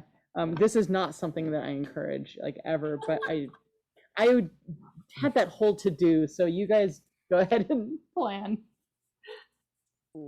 Slow-mo. As we're all slowly talking. I mean, as plans go, I'm about to do 4 actions, all damage, and I'm gonna F shit up. So yeah, we're good. Yes. Yeah. And in my back pocket, I got 8 hit points left, or 9 hit points left, you guys. So I'm 1 blow away from down. So I'm going to probably Dimension Door very soon. Yeah, I'm raging and frenzying the instant I can. So I'm going to turn into a blender. Yeah. I'm really bummed fire about the fact blender. that I added a Stone of Good Luck, which I haven't used once. I forgot. That was a plus. That's a +1 to every single ability check and saving throw. Yeah. So good. Good on you, Shadow. What's on deck for you, Stevie? I'm going to use my magic item, which is my Drums of the Draconic Wash Up, which is my drum that I've not been playing this entire time. I've been, playing my mini djembe, and I really feel like, inspired by you all to return to the drums and not really focus on lyrics any longer, and just play some drums and fuck shit up, see what happens. Great. Get back to my roots as a drummer. Hanging out with Shadow has like just been so inspiring to be sort of in this like drummers group. It's like it's been a real clinic the entire time. I'm just really appreciative of that. Thank you, Shadow. I really appreciate your leadership. I love that we just rolled in and just all the drummers just like freaking tear shit. Like literally, I'm gonna go in and I'm probably gonna bamf out. We got rhythm and beat here. We're ready to go. Yeah. Oh, I was gonna eat my chocolate. I was gonna say, Do you're it, obsessed with do chocolate it. when you have a Twitch emote that is literally chocolate.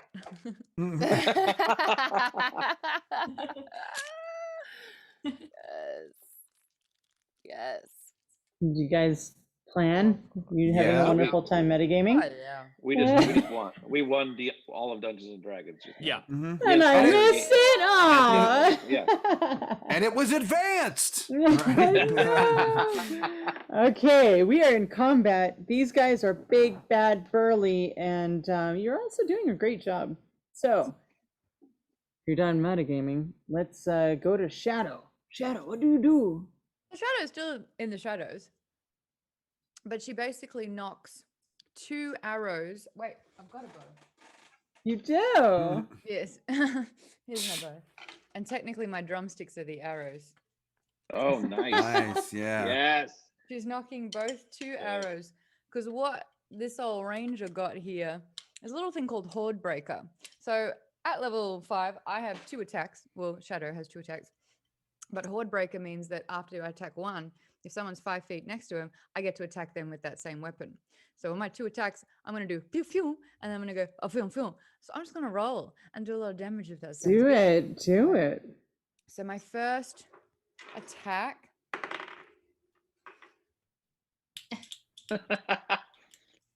I need to roll my damage because I shot myself in the foot.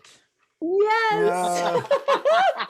For those of you who are just watching, if you are attacking in my game and you roll a 1, you have to do damage and tell everyone how you hit yourself. Yeah. So what? I love Hopefully that. one shoots out, but definitely one shot shoots down. I'm like, ow! Put 5 points of damage on that one. So I'm going to shoot. Hope this is for the next arrow for the guy next to him. Oh, that's so much better. It's a 26. That's going to hit. Who are you going for? So whoever's 2 standing next to each other. Mm-hmm. That would be the Shakespearean Definitely there. guy and the druid are standing next to each other. Great. So the And- Shakespearean one threw me off with the yes. I just have a question. Who are the 2 that I actually hypnotized? Because I was really hoping that people picked up on that. The angel and the Eladrin. Thank you. I'm writing that down. Thanks. Mm-hmm. So yeah, little, where art thou? He didn't get anything. My toe did, but then Dudo Wizard, Druid just copped 6 points of damage, and then we're to go on for round 2. All right. So 17 to hit Shakespeare, William. Oh Bill? yes. Mhm. Great. Call him They Bill. are taking 8 points of damage, and 26 points hits. Yeah. Your druid takes another 6 points of damage. You guys just see out of the shadows, as she also hits herself. But Bardic Inspiration is my bonus action, and I'm You gonna did it too. Phalor. This is for you, my dear. I take it as I'm bleeding out. Thank you. Sweet, that's my turn. Did so well, Phalor. I was so impressed right until the end right there. Okay, is that the end of your turn, Shadow? Yeah, end of your turn. Mhm. Okay, cool. Brig, you're Right. next. Coming out of invisibility, do I have advantage on an attack when I do that? Yeah, yeah. Great. I'm Because you're attacking. invisible and you don't Right. get uninvisible until you hit. I am attacking the actor. Good Who call. just got hit by arrows and is looking and very like gesturing greatly. I look at him Ace as a Ventura. challenge. There's no better actor than me. All other actors must be destroyed. So I pull out my my war loot and I my steel war loot and I smash the actor. And with advantage, I got a dirty 20. Yeah, you did. And with and His I, war loot also now has new studs on it and is now adamantium. that's right. Yes, adamantium. Excellent. He gets a total of 15 points of damage from that hit, and then after I hit him with that, with a bonus action, oh, you get bardic inspiration, Stevie. So I give Stevie, because I know they're going next. I give Stevie 1d6 of bardic inspiration. And at the same time, Maude, you feel that you are full of inspiration. You have 3 rerolls from gory kills. It's my business manager. Business done. Yeah, that's how you biz. Thanks, Daz. Awesome, that was great. Okay. How much damage was that to this guy? 15. 15. Thank you very much. You guys notice that all the damage that you've done here so far is very, very little. And next up is Big Steve. Boy.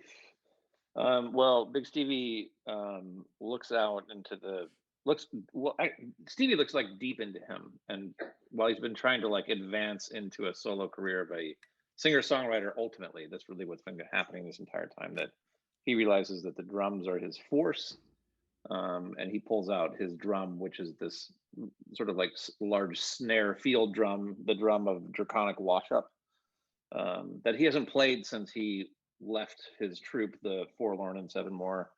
But he realizes that there's a lot of magic in this drum. There was a lot of magic in those old days, and that he needs to like bring this thing back out.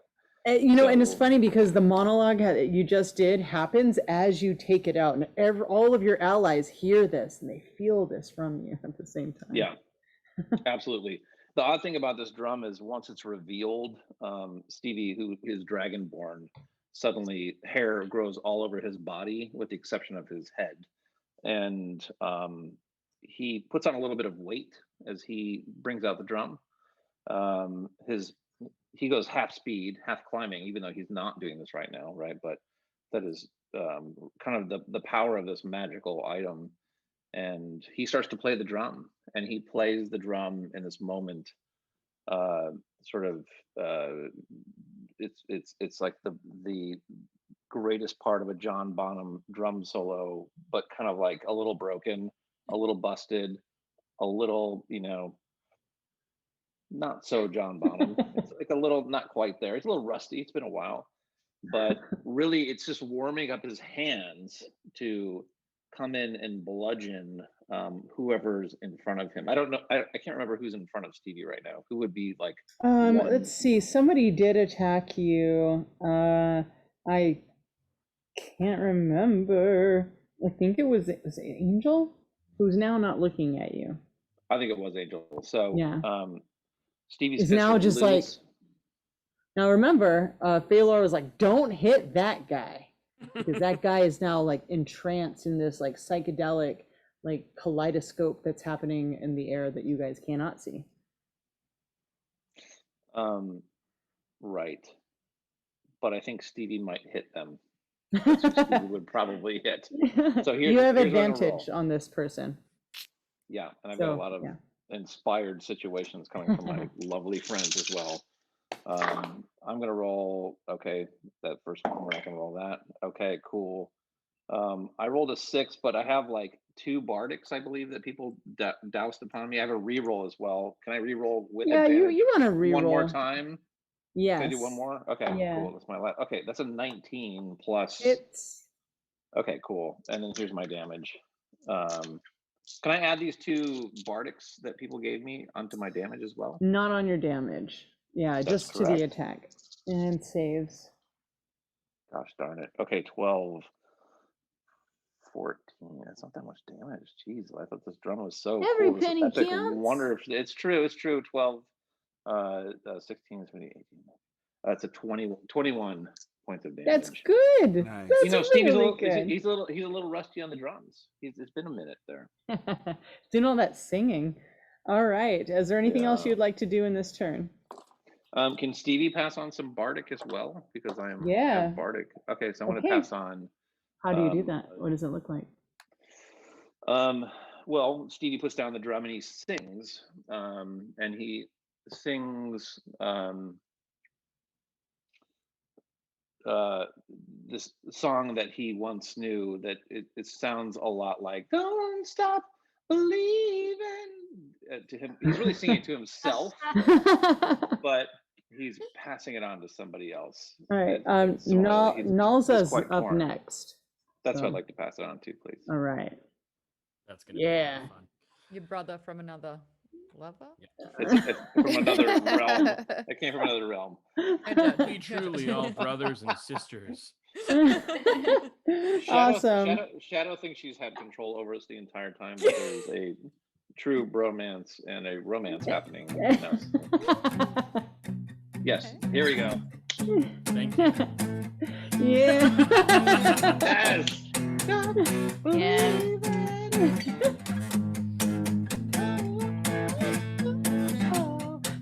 Anyway. Yay. Nalza. Hold on to the feeling I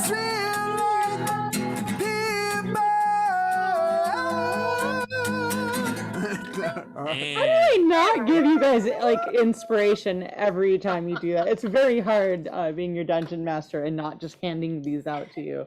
But you've inspired me, and Nalza, you have been serenaded, and Thank you. you are up now. Boys. Sick. Okay, so seeing how the battlefield's turning, Nalza's mane, which has just been like long black, kind of slicked down, kind of screamo emo-y, spikes up like Goku all of a sudden. And his voice, which has been very calm and very chill this entire time, goes into a death metal sort of rage. Shadow's just here like, yes. As he flips My his boys. guitar, he flips his guitar axe around, strikes a chord, flips it back around, and is now enraged and frenzied. Rage. All right, go ahead, and you were attacking the wizardy dude. Oh yeah. Mr. On Fire. Well, we'll see. Also how on fire. he is after Yes. this. Probably more so is my plan. Cool. So that is first attack on him. And is that's not advantage? I'm a fool. Well, that's not a big deal. That is on the first attack. 26. That's That'll gonna probably do. hit. That'll Yeah, do it, right? yeah. Yeah. All right. Wow. And that is. Oh, now we're rolling. That is 13 slashing and 6 fire. Oh, these are all magical attacks, also, I should mention, because of the gauntlets. Smells magical to me. So. Yeah. All right. Attack 2 on same guy, because he's still standing, I Yes. assume. Oh, he's definitely standing. Great. That's another 26. Yeah, that's gonna do it. All right. The beast has been awakened. And that is that's 8 slashing and 2 fire. Nice. And Burn, then for baby. my bonus, Frenzy gives me another attack. So Oh my gosh. yeah, Okay. I've turned into a blender. 26. We'll find out. Oh my gosh. Wow. Great. Crit. Crit? That's Oh my god, finish him. How do you You're do crits rolling again, a Satine? double. You're double dice now. I So love that for me. yeah. Oh my gosh. All right. That is So many dice. yeah, yes it was. That is 15 slashing and 6 fire. God. Wow. This guy is still up, by the way, just letting you know. That's okay. 5, 9, 10, math, and something. Okay, all right, cool. Is that the end of your turn? That is the end of my turn. Yes. That's it. Awesome. Wow. Okay, so who attacked the bard? Brig, you went after the bard, right? Mhm. So this guy is running away from you. You have an opportunity Ah! to attack on him. I'm going to use my auto success that was given to me earlier Yeah. to bludgeon him in the back. Yeah, do that. 17 points of bludgeoning damage. Oh Oh, my gosh. Mamma How- mia. The actor. Yeah. Good. He like Good. stumbles and falls, but he does make it to where he was going. And let's see if I can get this right. You went up to. Is this a touch spell? Okay, so he is going to run up to the wizard and grab the wizard and grab the angel, who's now just recently snapped out of it. She's and no angel. and the three of them teleport. Now the Boo. Eladrin, the druid, and the lightning creature are still there, and this lightning creature is just all eyes on Phalor, and the druid is going after Phalor as well. Glad I gave you that bardic inspiration die. That'll sort it. Let's see here. Okay, so this creature is going to.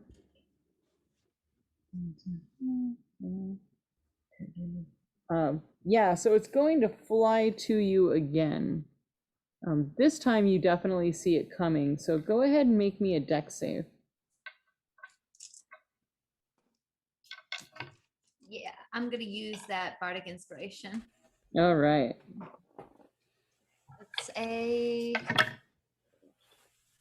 That's a 19. Awesome. So you only take half of the damage. That is 7 points of damage as this lightning crackles through the air. And just as it's about to touch you, you do this like, whoa, this matrix move. And you still look like Calrath, right? Yeah. Okay. The flowing robes are just like, as well. So that's what that one does. The druid is coming after you. Angel's gone. No one's there. You see that the plants around you start to freeze, and you see, where is it? Ah, there it is. And it takes its staff and looks at you and goes. And so you and I believe Stevie are right near each other, correct? Because you guys are kind of near. Okay, so the two of you make me a con save as this cone of cold comes at you. 18. Nice. You save. 19. You both save. You take half damage on 8d8. All right. Yeah, that's a lot. Faye, come back to us, Faye. Faye, come back to us, Faye. Faye, where did you go? You were laying on the ground. All right, so that is 11, 12, 18. I can math, I can do this. 18, 19, 20, 22, 23. That's 23, 24, 25, 26. 31 points of damage, and half of that is going to both of you because you made it. That's 1, 2, 3. All right, so. And I am down and out. I'm out. Phalor, is your disguised self a like practical thing or a magical thing? It retains because it's 1 hour. So Like it's not concentration. Calrath does this on the ground. All right, so that was 1, 2, and now we are with the Eladrin, who gets up, pulls the axe out of it, looks over at Zaris, and shakes their head. Okay, so this one is going to. You are not next to it. You did a ranged attack, correct? Yep, 20 feet. Okay, so it's going it gets up, takes out its bow, and goes to attack you. What you got? It has nothing. Oh, wait, no, that's a lie. That is 16 to hit. Yep. That hits? That hits. Okay.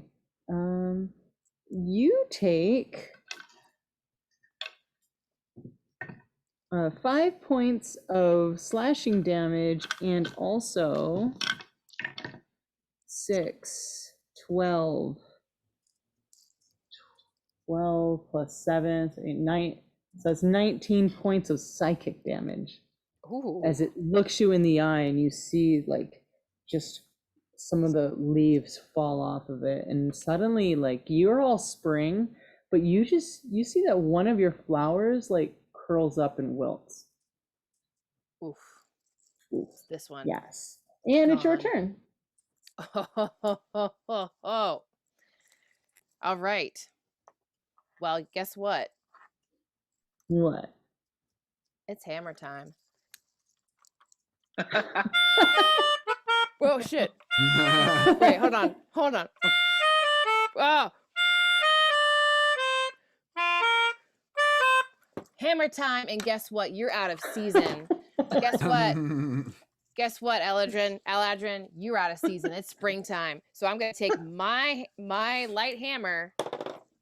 Oh, re-roll on that one. Woo, thank God I got one last re-roll.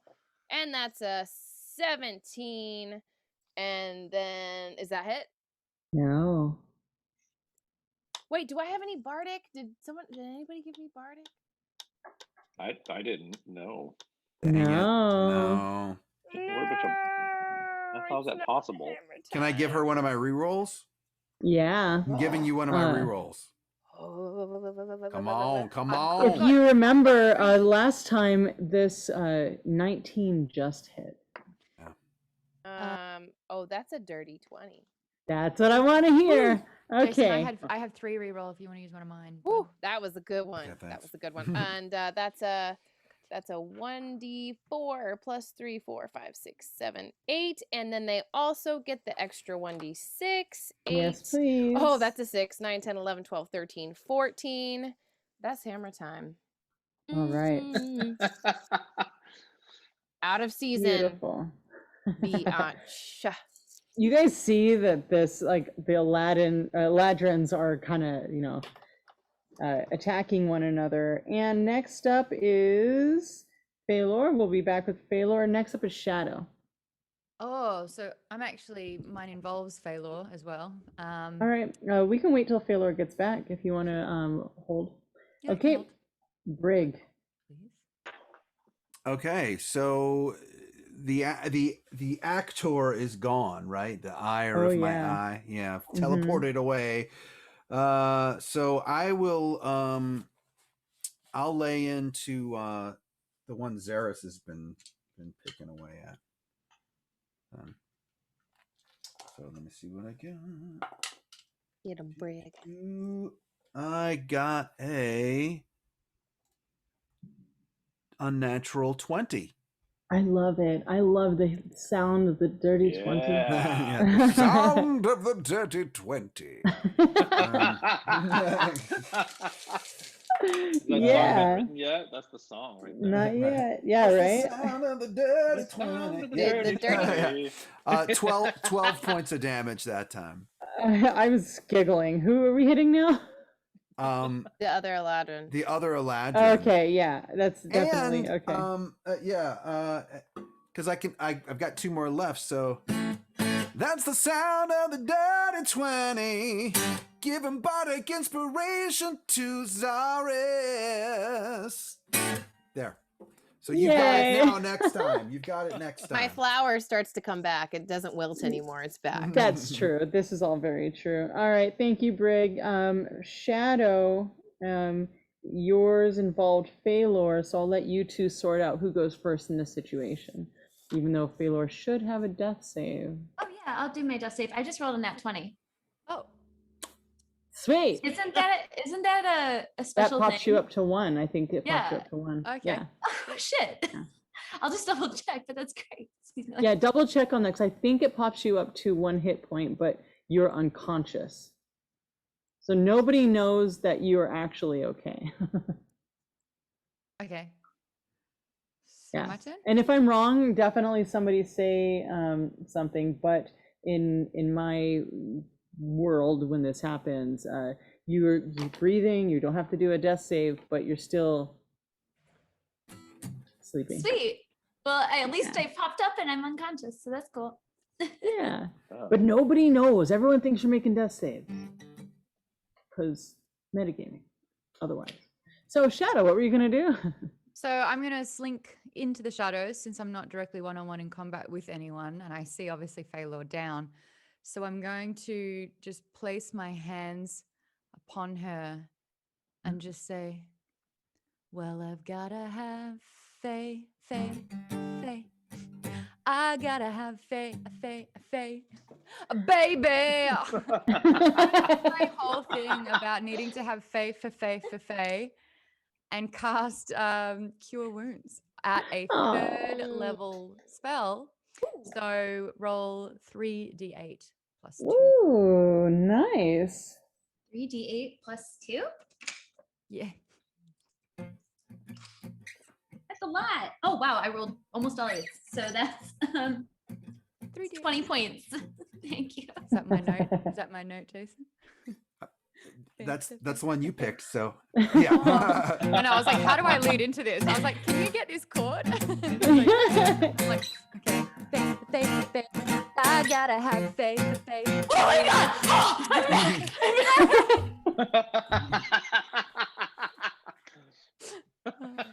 God! You guys see that the gentleman who's the seller of the pets, he screams and he's been hiding. But when Phalor pops up, he just screams. All right, so thank you guys for that. And the next up is Big Stevie.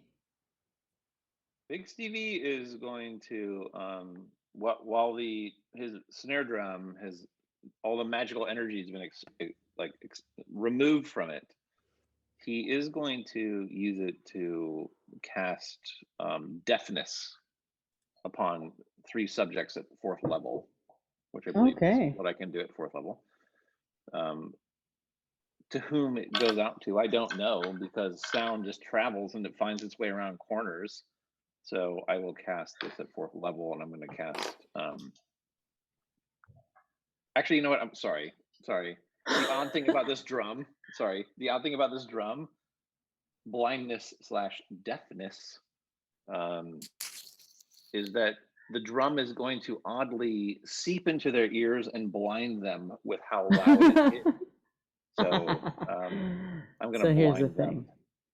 thing. Does it protect your allies? It does protect my allies. It's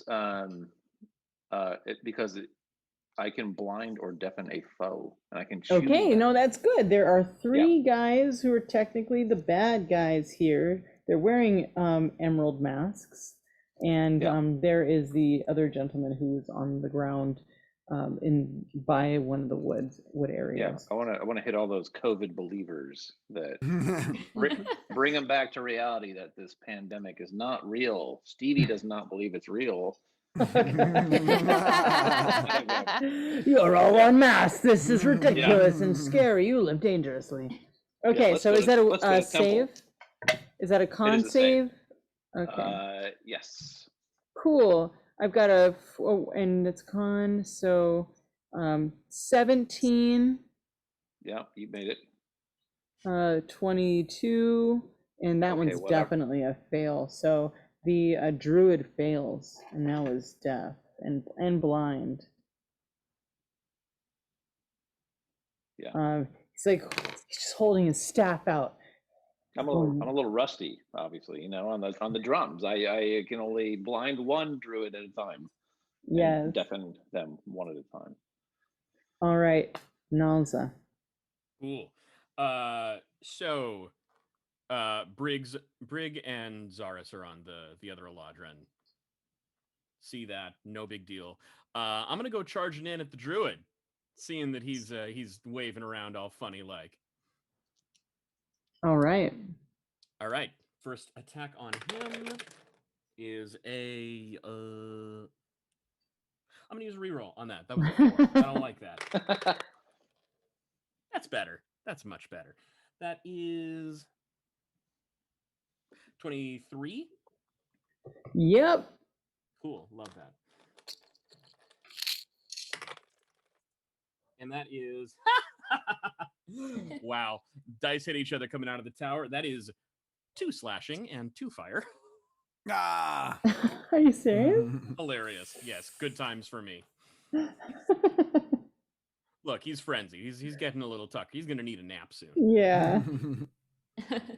Next attack on that guy. That is 26. It's a good number for me tonight. Oh yeah. And that is that's a little better. That is 6 slashing, 5 fire. Mm-hmm. And lastly, I'm gonna use a reroll on that one too. I have 2 of them. That's it for me. Okay.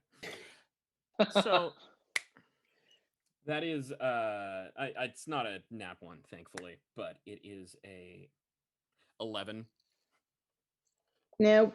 Yeah, didn't think so. That's okay. We got a little bit of Yeah. Yeah, that's pretty good. This guy's pissed.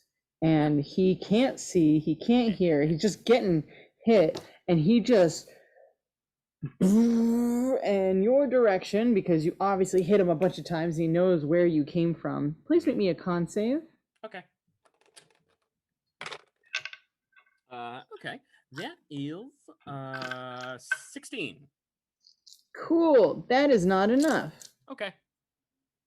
All right. So what happens is a giant sunbeam comes out of his hands and shoots. Everybody sees this. And you fail, so that's 68 radiant damage. You are blind also.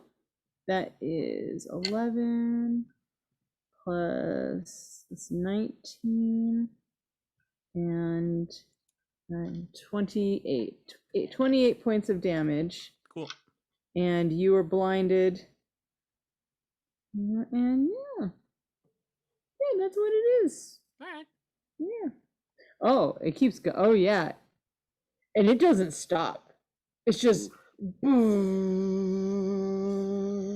you just feel the sun just like burning your fur or hair. With all that stuff is just scorching you. No, my tight black T-shirt. It's now gone. The whole thing is gone. I mean, that's okay too. All right. And the Eladrin, who's taken a beating. My goodness. All right. Where are all my pages? Oh, yeah, hyperlinks. Oh, there she is. Okay. She is like not okay with what's happening. She's molting. Her autumnness is just molting everywhere. And she raises up and oh, okay, a couple things happen. So who's looking at her? We've got Phalor, and who else is attacking the Eladrin? I'm on the ground, like I woke up, so I don't know if I would be looking at her. No, you probably wouldn't. So Brig Brig and I and are. Zaris. Okay, Oh if you boy, here we can be charmed, please make me a wisdom save. I can't be charmed. That's what I thought. I've got advantage against being charmed. If you can, I everybody. rolled No, well. Just the two of us. I got a 19. Nice. You don't buy into this radiance. And Zaris is like, I won't give in to your charms. And Bamf is a bonus action. She's going to do that thing that those Fae do, and she bamfs away into the on the other side of this clearing. You can hear footsteps as she is running away. So she is out, but you did notice that you guys did a lot of damage on her, and she was not doing well. Left in here is the druid who just that, and that other creature is also goes out as well. That Aarakocra, that lightning Genasi Aarakocra creature seems to kind of lightning away. The only thing that's left here is the druid. So next up is Zaris. You are prone currently. Okay. How close is the druid? Like, I'm pretty close to the druid if it was really close. You guys are like right there. Oh, sweet. Great. Okay, great. So I had so much aggression for the other Eladrin, so it's just gonna, the druid's just gonna get it all. So I take my, I swoop down, get my hand bow, and I put it against its head and just start going boing, boing, boing, boing. Almost okay, like, so with a ranged attack, you get disadvantage if you do it at, but Jameson and I talk about this all the time. If it's point blank, you should be able to do it. It is, however, blind, so you should have advantage because it's blind, and it's also right there, but it is wielding a sunbeam. There's a lot of calculations for this. Also, on top of that, Copic Dull Streams gifted you, Zaris, a reroll for your wilted and return to life flower. yes. So, Okay. there is a whole lot of bonuses and advantages and then disadvantages. So I'm going to say, roll me a d20. I'm gonna do this one. I'm gonna do this one with my inspiration. No, you don't want to. This is just a straight up roll for. Oh, straight up roll. Okay, cool. Yeah, this is a dungeon master doing something. 17. You definitely have advantage on this. So yes, go ahead and do that. Okay. Oh, looks like we got another raid. Thanks, guys. I have to scroll to find out who did this raid. Unless any of you know, but thank you guys so much. Night Heart Gaming. Yeah, thank you. Oh, how wonderful. Hello, thank you guys for hanging out with us tonight, Friday night. Okay, Zaris, you're up. 19. Well, that definitely does the thing, yeah. Yes, Oh yeah. yes, and I'm just like, I'm boing, and in between every boing, I'm like, I'm still so mad at that. I'm like, out of season, out of season, out of season, out of season, out of season. So that's a damn. Well, I guess that is it. The damage with my longbow. Yeah. Okay, sweet. So then we got here. That's a 1 plus a 3, so 4 points of damage. Awesome. 4 points of damage. 4 points of damage. Yeah, because it's my oh Wait, no, but it's my no, sorry. I did that with my hold on, I need to do D8. Sorry, Like, sorry. isn't a longbow Yep. of 1d8? Yeah, 1d8. Sorry. Yeah. Yep. And how many Okay. did you pluck? What How was many that? arrows did you use? I didn't you use like- any arrows. I'm just hitting him with like the Oh, boing, boing, boing. I It's thought you were boing, doing boing. Oh no, it's just I'm snapping it, and I know when I've mishapped on a snap and it hits like right here, it bruises bad. That freaking hurts. So I'm just ding, ding, ding, ding, ding. Oh my gosh. Okay, so I'm going to use my reroll on that one because that one was not that. Oh, sweet. Okay, that plus my extra is 9 points. I love the idea that like you could have used an arrow, but instead you're just going to hit it with the bow itself. Okay, I love it. Let's do it. What was so the damage for the first one was 9? Okay. All right. So awesome. It is not looking good, but it's still holding that beam onto your friend, Nalza, whose shirt is now 100% completely burned off. Foreshadow. Ripped jeans are next. What's it gonna be? Actually, It's I a big wonder if we should- sunbeam, so. It's really quite the All show. right. I know. Okay, So next up is Phalor. Yeah, so I'm gonna stand up, I'm gonna dust myself off, and I'm gonna look at this druid and be like, "You're coming with us." And I need it to roll a wisdom saving throw of 16. All right. Oh, 15 on the die. Let's see what this guy's got. That's Probably got a plus buff. 5. Well, I think they take half damage. Let me double check. Oh, good.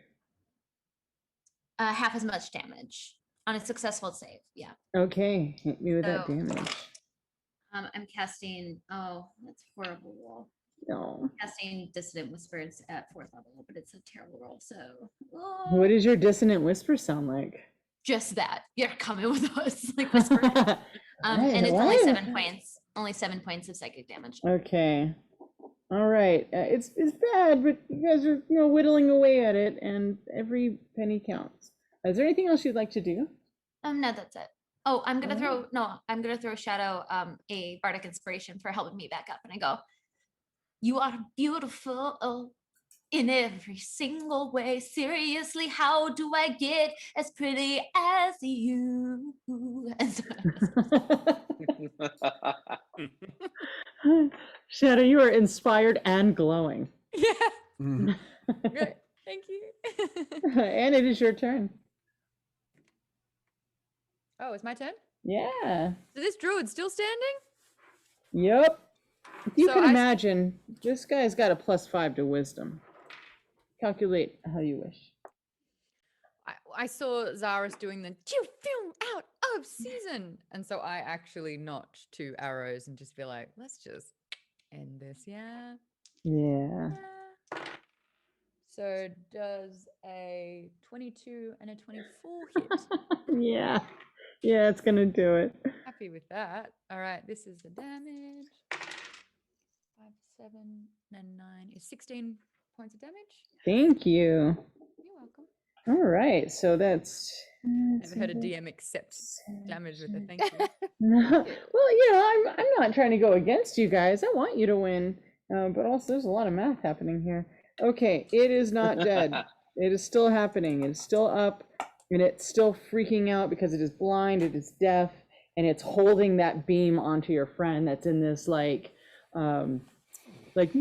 whoa, and the sunbeam's coming over, and the shirt's going, and now the pants are getting all distressed. And next up is Greg. Okay, before I attack, as my bonus action, I'm going to give Big Stevie my last bardic inspiration as I'm attempting to break the beam. Break the beam, we're gonna break the beam. Break that beam off, my friend. Yeah. And I get a so I kept the reverb on. I get a 19 to hit Uh-huh. druid, and Yeah. I don't roll that great. I get 8 points of damage. I'm not laughing at you guys. I'm just enjoying this. You're laughing with us. I'm laughing with you. You guys are just ganging up on this guy, and he's just like holding this beam. Funny enough, it just every time you hit it, it holds that concentration. It's rolling really good here. Is there anything else you'd like to do? That's it. I did it. Okay. Big Steve, you are up. So nothing happened. He was unmoved when Brig tried to shake his stance with this beam. Yeah, no. He's holds on tight. Powerful dude. Yeah, Drew. super powerful. Okay, well, Big Stevie is a dragonborn, so I'm gonna like spray some fucking black venom at him. I mean, come on, he's a drummer too. Yeah. So I'll use my breath weapon against him. Born with it. Maybe he's dragon. Born with it. Let's go here. I imagine you guys are like ganged up on this guy, kind of like in The Office where they're like beating the heck out of that fax machine. If you guys remember, Yeah, or the right. printer. Mm, Yeah, and you guys are just going at this guy like that. This definitely hits. It's a 10 plus 12, whatever the fuck that is. So it's a 20. Yeah, that's so, gonna hit. Definitely gonna okay. hit. That's a hit. I believe I can cast this. I'm sorry. I know I'm breaking the rules here. Sorry. I can cast that at a higher level, right? At a 4th level, or no? Because it's like my cantrip. If I can't cast that higher. if it's on D&D Beyond and you go down to your 4th level, and it'll tell you what you can cast at 4th level. Okay, guess what? I can't. So I will cast a measly. I messed up. I was spacing out a little bit, and I cast. That's for 8 points of damage. And this is not going to remove a person holding a beam where I'm spraying like black fire against them, is it? No, it's not. No, it's not, because he is so good. It's not. AKA, my Satine dice they roll really well. Really well. Yeah, and they're really pretty too. Unfortunately, it doesn't break it, and it's just. However, you still do the damage, so that's good. Yeah. You guys are surrounding this creature, this dude, and it is actually going to drop the sunbeam. So it's not going to burn the pants off of Nalza. However, it does try to run past you. So you guys get an opportunity attack. Oh, fine. As it is running towards the trees, and you see it do this like with its staff, and then point forward, and you see it also doesn't really see where it's going, but it looks like it's going directly into one of the trees. Who gets to go first? Who wants to go first? You can go in order if you want. Nalza, if you want to go first for your opportunity attack. Instead of an opportunity attack, can I grapple? Yeah. Yes, you can. Opportunity grapple. Opportunity grapple. Yeah, so go ahead and, I mean, that will still be, yeah, we can do that. All right, so go ahead and make your athletics. Hey, Grapple. Oh, that's fine.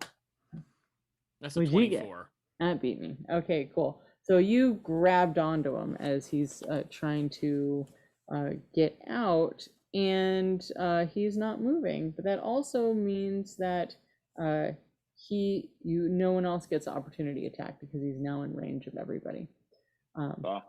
So it is your turn. What do you do? A little out of frenzy, but to Shadow. We were supposed to keep him alive, right? Yes, we will need him for questioning, absolutely. Maybe you could humiliate him, embarrass him.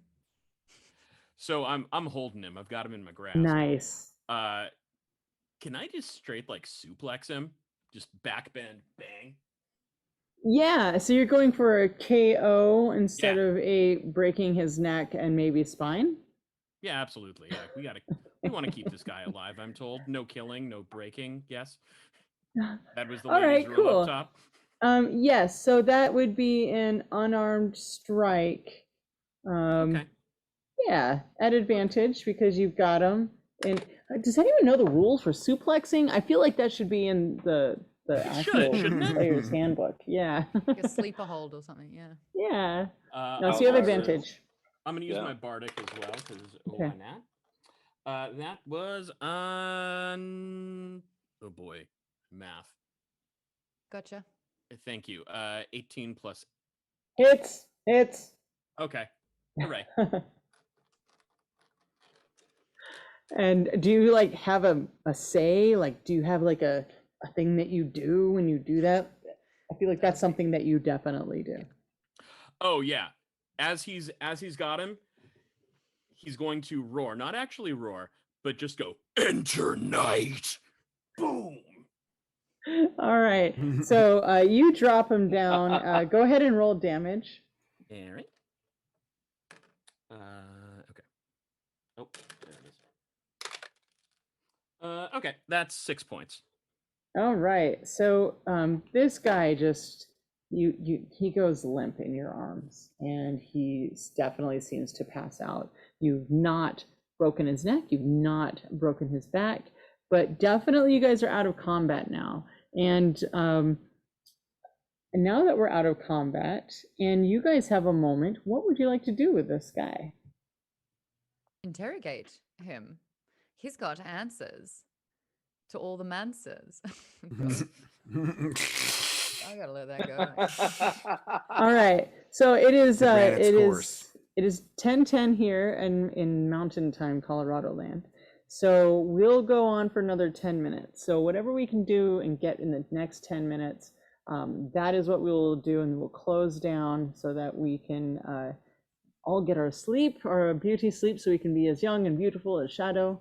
And yeah, so it is your game, guys. Go ahead and role play it. Like 680. Boys, I need you to look strong and intimidating. Oh, wow. Effortless. Amazing.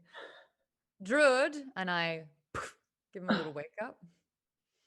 Hello, darling. Sorry it had to be like this. Your friends fled. That's awful, because it's just you and us here. We're not going to kill you, maybe. We do need some answers, though. So it depends if you want to live or die. Do you know about this deal with the magical creatures? What an idiotic thing to say. Do you want to live or do you want to die? Of course I'd like to live. You should have fought a bit better. He looks over at Nalza. Just glares at him. That's it. Beautiful, right? I don't know how he has the sheen, like the oily glow after getting sunbeamed by you, but like, thank you. Like, that's real good SPF, I apparently. use mane and tail. This druid tried to use sunbeam, but it was not super effective at all. Listen, Mansa, who is he? Where are the animals being, where are they coming from, and where are they going to? They're 3 questions. That's it. 3 questions. Why do you want to know? Why won't you asking? answer? Are you part I'm of the asking rebellion? the questions here. Roll intimidation. You've got Big Stevie and Nalza and whatever Phalor is doing. I feel like That's an Phalor is advantage. involved in this somehow. Is that an advantage? Having She two takes off, burly- yeah, she totally takes off the half of the mask of the Chancellor that she had on. It's Phantom of the Opera. And she's just Oh staring yeah, at that's it. true. Yeah, go for it. Advantage. No, I rolled 2 17s. So 19? Yeah, he's like, I tell you, and I'm dead. There are eyes everywhere. We Emerald Cabal, we are everywhere. You don't tell me. You're worse than dead. Everyone else, roll me a perception check. Oh yeah, where's the dude? Where's Marquis? Marquis. 21. He's gone. 14. Gone. 18. 22. Gone. Dang it. 10. You have no idea what's going on. Why is everyone looking around? 22.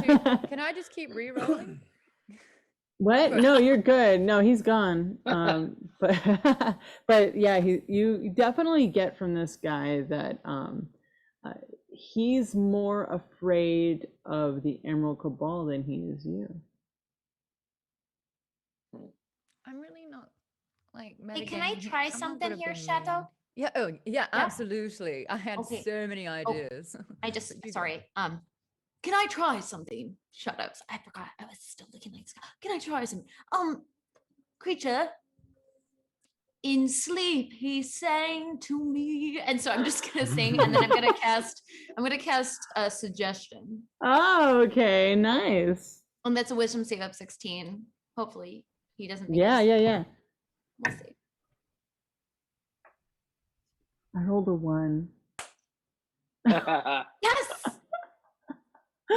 Yes, so for 8 hours. For 8 hours, he has to do what I suggest. Oh my So, god, so what is this? I have to say something though. I have to say what it is. So I say, I suggest you answer our questions. Yeah, sweet. Oh, nice. He turns back to Shadow. Where they came from? They come from, and he looks around the room, and he doesn't see It's like that little man. That's where they came. Where they go to? Oh, they go to the third district. But that's as far as I know. That's as far as my team takes them, and then we hand them off to somebody else. Manser is the leader of our movement, or our team that moves these creatures. That was and he points, and it's like, oh, they must have, that was the wizard who's gone now.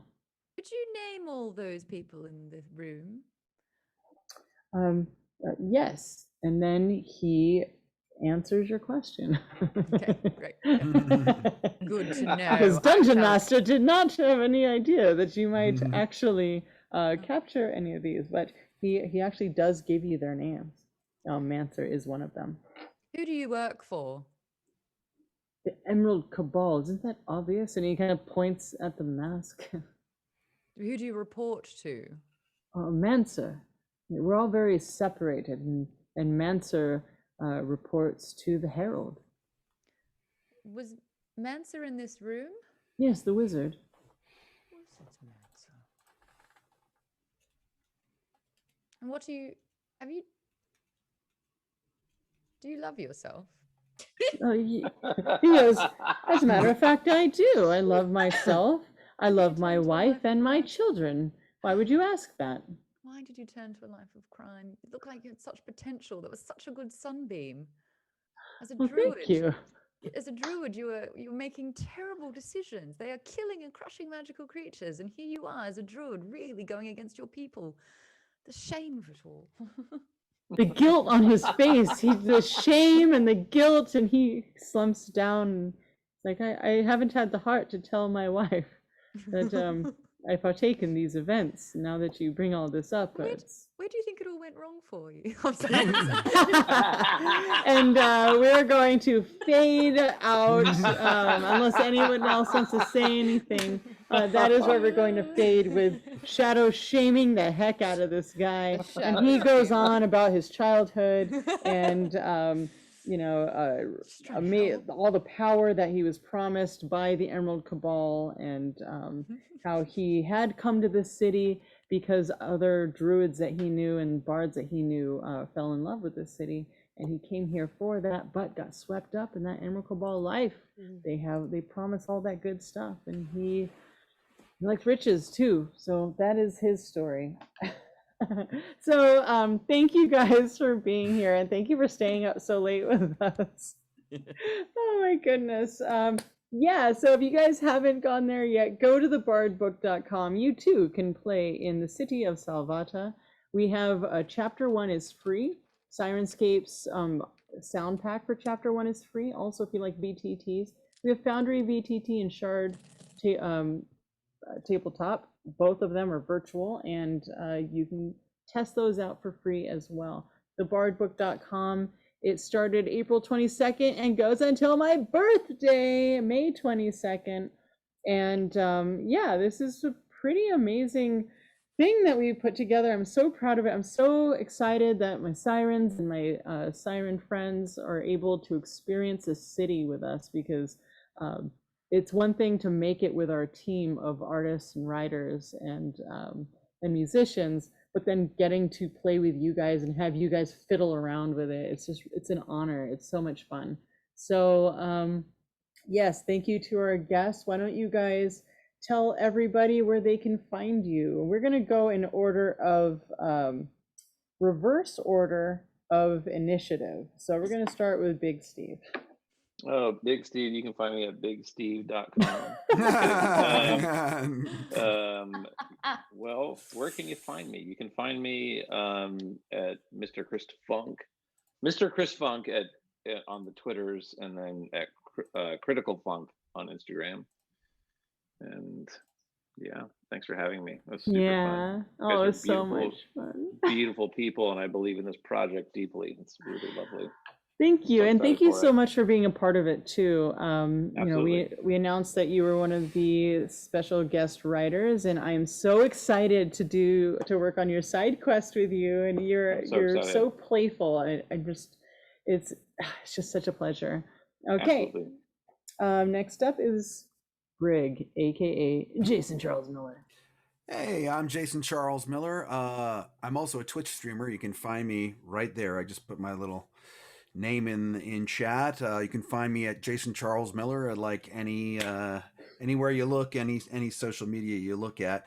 I'm also a dungeon master, and on Saturdays I run a game called the Gax Pack on GaryCon Live. GaryCon is a convention honoring Gary Gygax, the co-creator of Dungeons and Dragons, and we run a game on their channel every Saturday called the Gax Pack at 5 p.m. On Saturdays. So be sure to check that out tomorrow. Thank you. Awesome. You are such a fun dungeon master. Okay, next up is Shadow, aka Maude. That'd be me. I'm also like JCM. I am a Twitch streamer, and I just dropped my emotes down in the chat as well. I am twitch.tv/geekbomb on Twitch and on social medias. That is the company that I run for all the geeky goodness. But if you want to find me on socials, it's at Maude Garrett on everything as well. And if you like if you like Dungeons and Dragons without the rules, I do Fungeons and Flagons. So I've done 3 seasons of that you can find on youtube.com/geekbomb. It's more about improv and storytelling and role playing instead of being bogged down by the different dice and proficiencies. So it kind of just gets to the fun stuff. And yeah, there are only 10 episodes for a full arc, which is a lot of fun as well. So if that's your jam, go there. Thanks. Thank you. Baylor, Kelly. Hey, you guys, I'm Kelly Lynn D'Angelo. Had a lot of fun playing with y'all. You can find me at Kelly Lynn Dang on Twitter. I do a lot of stuff, mostly writing, but I also am the Dungeon Master and Player for Girl Scouts Glory. I run the campaign for ND&D, which is an all-native game. So if you're really into, seeing some representation you haven't seen before, that's a great place to go. One of my shows, if you have kids, is dropping next week. That's Disney Junior's Chicken Squad. Check that out. I also made an appearance in Rutherford Falls recently, so please watch that NBC Peacock show. And also Candlekeep Mysteries. I wrote an adventure in one of the latest D&D books, so if you can, please get that and play the level 8 adventure, which is Laura Blue. It's my heart. It's my unicorn heart, so please go play. Oh, that's amazing. So many awesome things. Zaris, Kenley. What's up, guys? My name is Kenley Shae. You can find me on all socials at Kenley Shae, KenleyShea.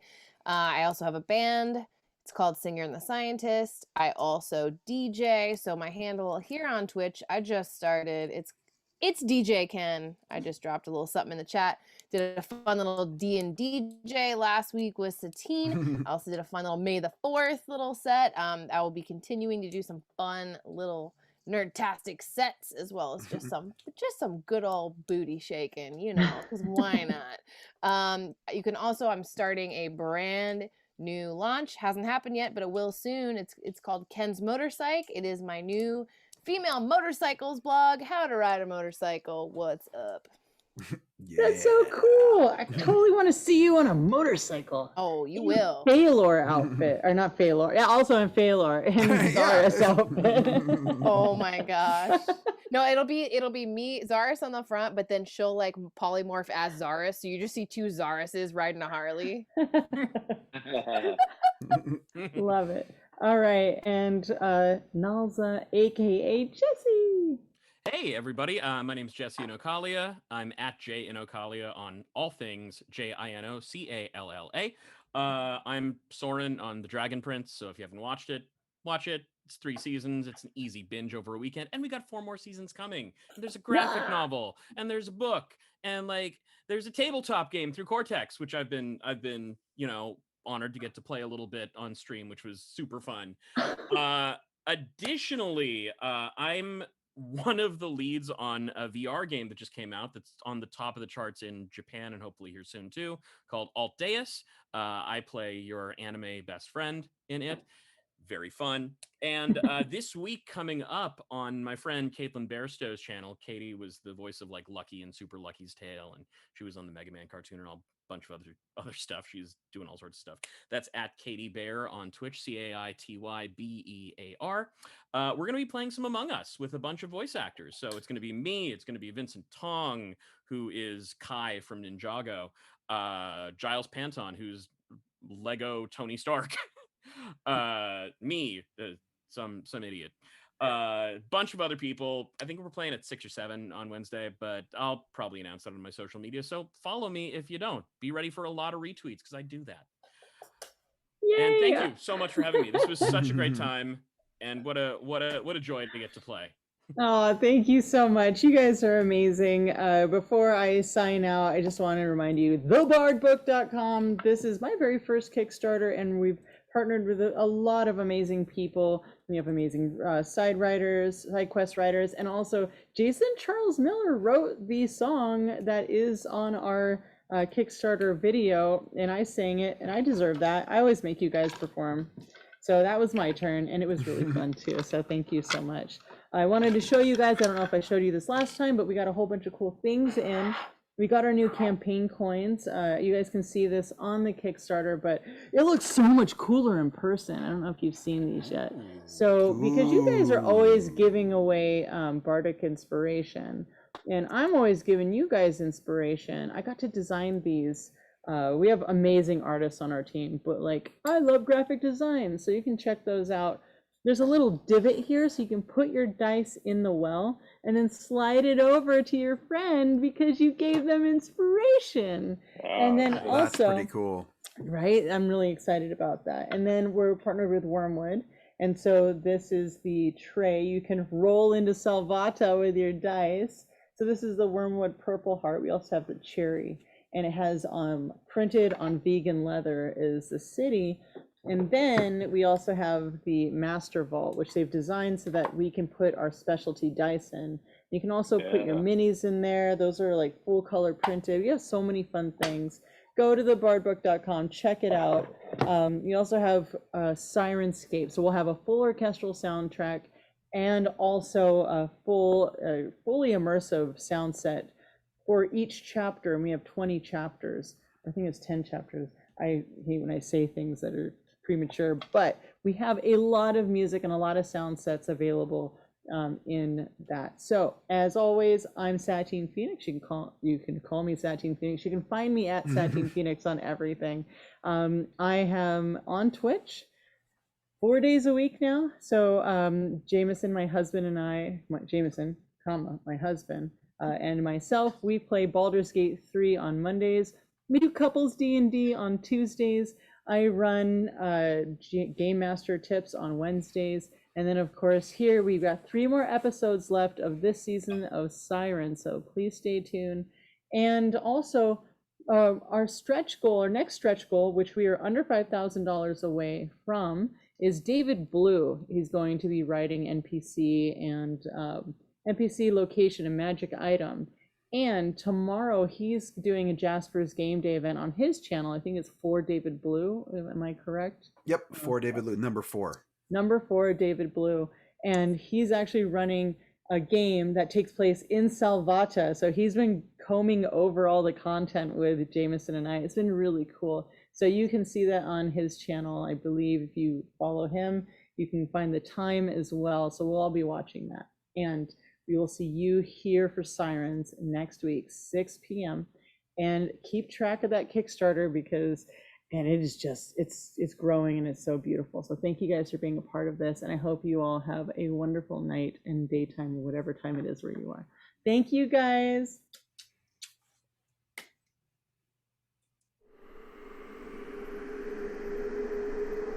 Calling out below and above to save Salvata, the city that we love. An evil force has corrupted our home. Many fell and now the boss they stand alone. Blessed power rains down in waterfall. Holy magic designed by the Emerald Cabal. Injustice rots our city's very soul. Oppression is the noble's only goal. Rebellion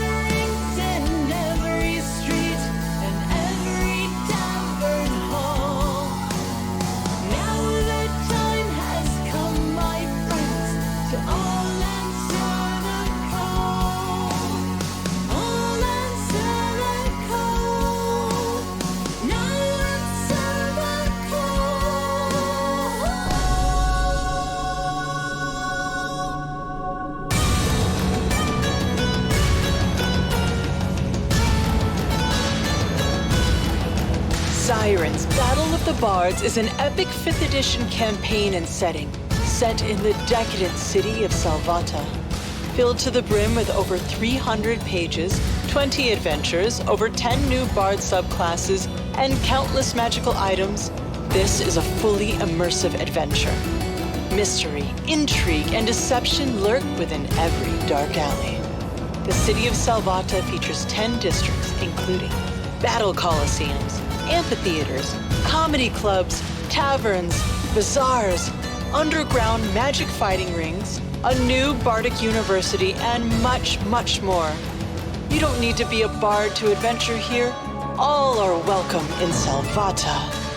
Dive even further into the story with our partners, Mixed Dimensions, Wormwood, Level Up Dice, Campaign Coins, and Sirenscape. With the Weave storytelling platform, Roll20, Fantasy Grounds, Shard, and Foundry VTT, you can even play virtually.